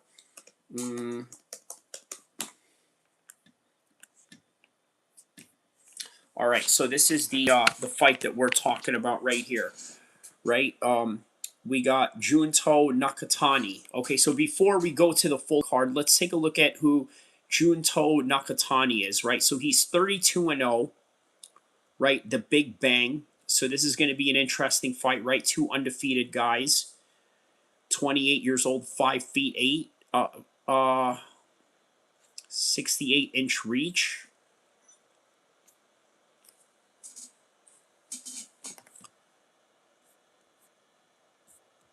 Okay.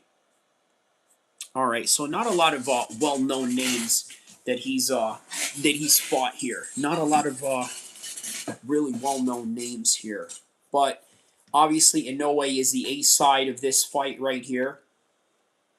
I'm going to predict that Inoue is going to knock him out somewhere in the 4th round. I'm going to give it a 4th round knockout by Inoue, right? Unanimous decision in his last fight. Another unanimous decision, 8-round knockout against Ramon Cardenas.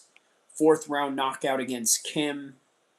7th round knockout against TJ Lewis Neary. 6th round knockout. 10th round knockout. 8th round knockout. 11th round knockout. 2nd round knockout against Nonito Donaire. Jason Maloney, 7th round knockout. He just knocks everybody out, man. So he's knocking this guy out right here. So 32-0 versus 32-0. Very interesting. Very identical record between these two. So I can see why there's some hype in this fight, right? Two Japanese guys headlining, and who else is in this fight card right here? A whole bunch of other Japanese guys that no one really knows right here. So Inoue's brother is in this fight card, taking on Kazu Ioka. Dekeng Wang from China taking on Yushiki Taki. Flying over just, in their neighboring regions right here. Tanaka taking on Sasaki. Toshiki taking on Abi. Doi taking on Yun. Tomika Shogo versus Tanaka. All right, so obviously, yeah, it's Inoue that is the main attraction of that fight card. So that's what we got for our fights, man. That is what we got going on for these fights. So yeah, man, what a great night of fights, man. November 2nd, David Benavidez, Zurdo. Okay, what's the better boxing matchup? Is it better to see Zurdo take on David Benavidez as David Benavidez moves up to cruiserweight?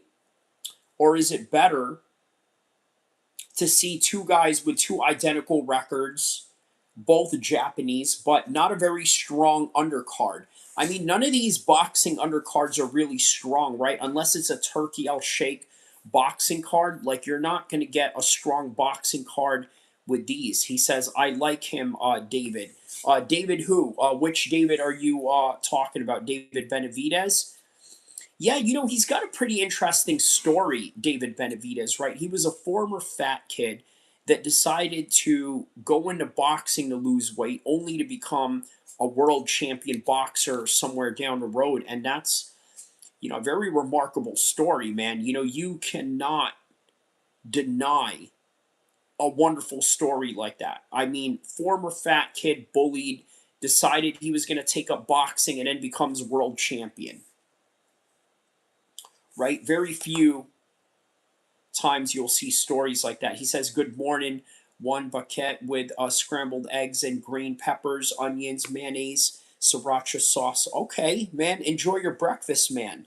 It is still 1 o'clock here, so I probably got to get some shut-eyes, in order for me to go and see this fight tomorrow and then the next day. So, all right, yeah, we also got Game Bread. All right, you know what? Let's take a look at the fight card for Game Bread. Okay, let's take a look at Game Bread MMA. What is the fight for Game Bread MMA tomorrow?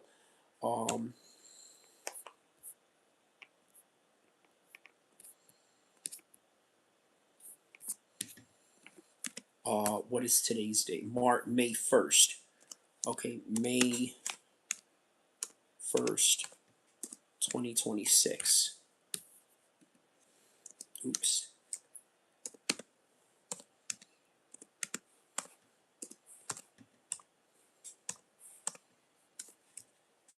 Sexy says, why spend money in the fridge or noodles, bro? Easy-ish. Yeah. All right. Let's see here. So this is going to be in Miami. Okay. All right. So Romero versus Nicholson. Okay. Let's see if we see any familiar names here. Okay. So Palomino versus Horcher. Okay. I know who that is. Yeah, he fought Khabib before. Horcher. Jake Hune taking on Joel Bond. Jordan Griffin. Jordan Griffin taking on Kurt Holloway. Okay, we know who that is. Ronnie Marks. We know who that is. Fabio Maldonado. Okay, yeah, we definitely know who that is. Marcos Rodrigo de Lima. Yeah, we know who that is. Tafon Nkochi. We know who that is. Tim Johnson up in here. Again, Daniel James. Anthony Negachkochi taking on Rafael Alves. Sabah Hamasi, okay, we know who that is. Bellator fighter taking on Rafael Salento, not really a known name. Jonathan Wilson, not really a known name. Jordan Hederman, not really a known name. Saul Almeida, not really a known name. Paulo Machado, not a known name. John Teixeira, not a known name. Yeah, a lot of names that are not really known here. Obviously, the most well-known names here: Daryl Horcher, Lima. What it seems like is, they're feeding game bred Jorge Masvidal some roster members here, right? A lot of these guys are UFC, are just coming off of the UFC, and now they're trying their luck in bare knuckle MMA. So,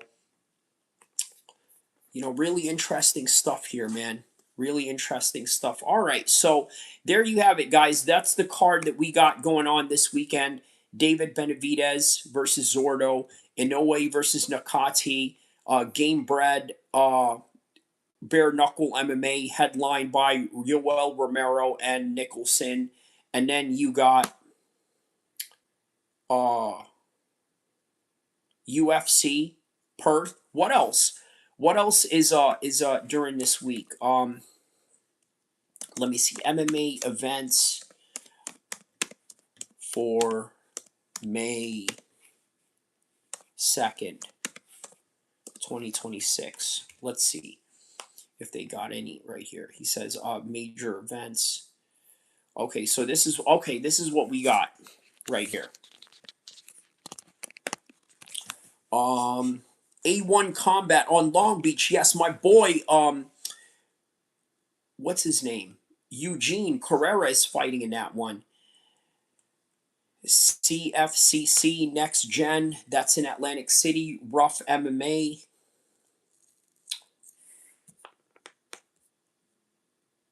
Okay, Hard Fought MMA. Okay, Klamath, California. All right. Now, what about for the first, which is today, this morning, this day on May 1st, May 26th? Is there any? Okay, so there's Game Bred. There's ONE FC Eternal MMA.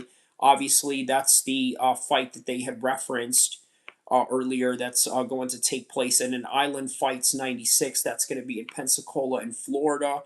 So, okay, so we got 2 fights in Miami, 2 fights in Perth, Australia on the same week, and then a ONE FC card.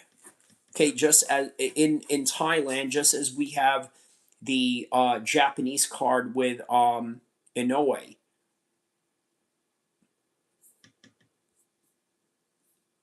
All right, man.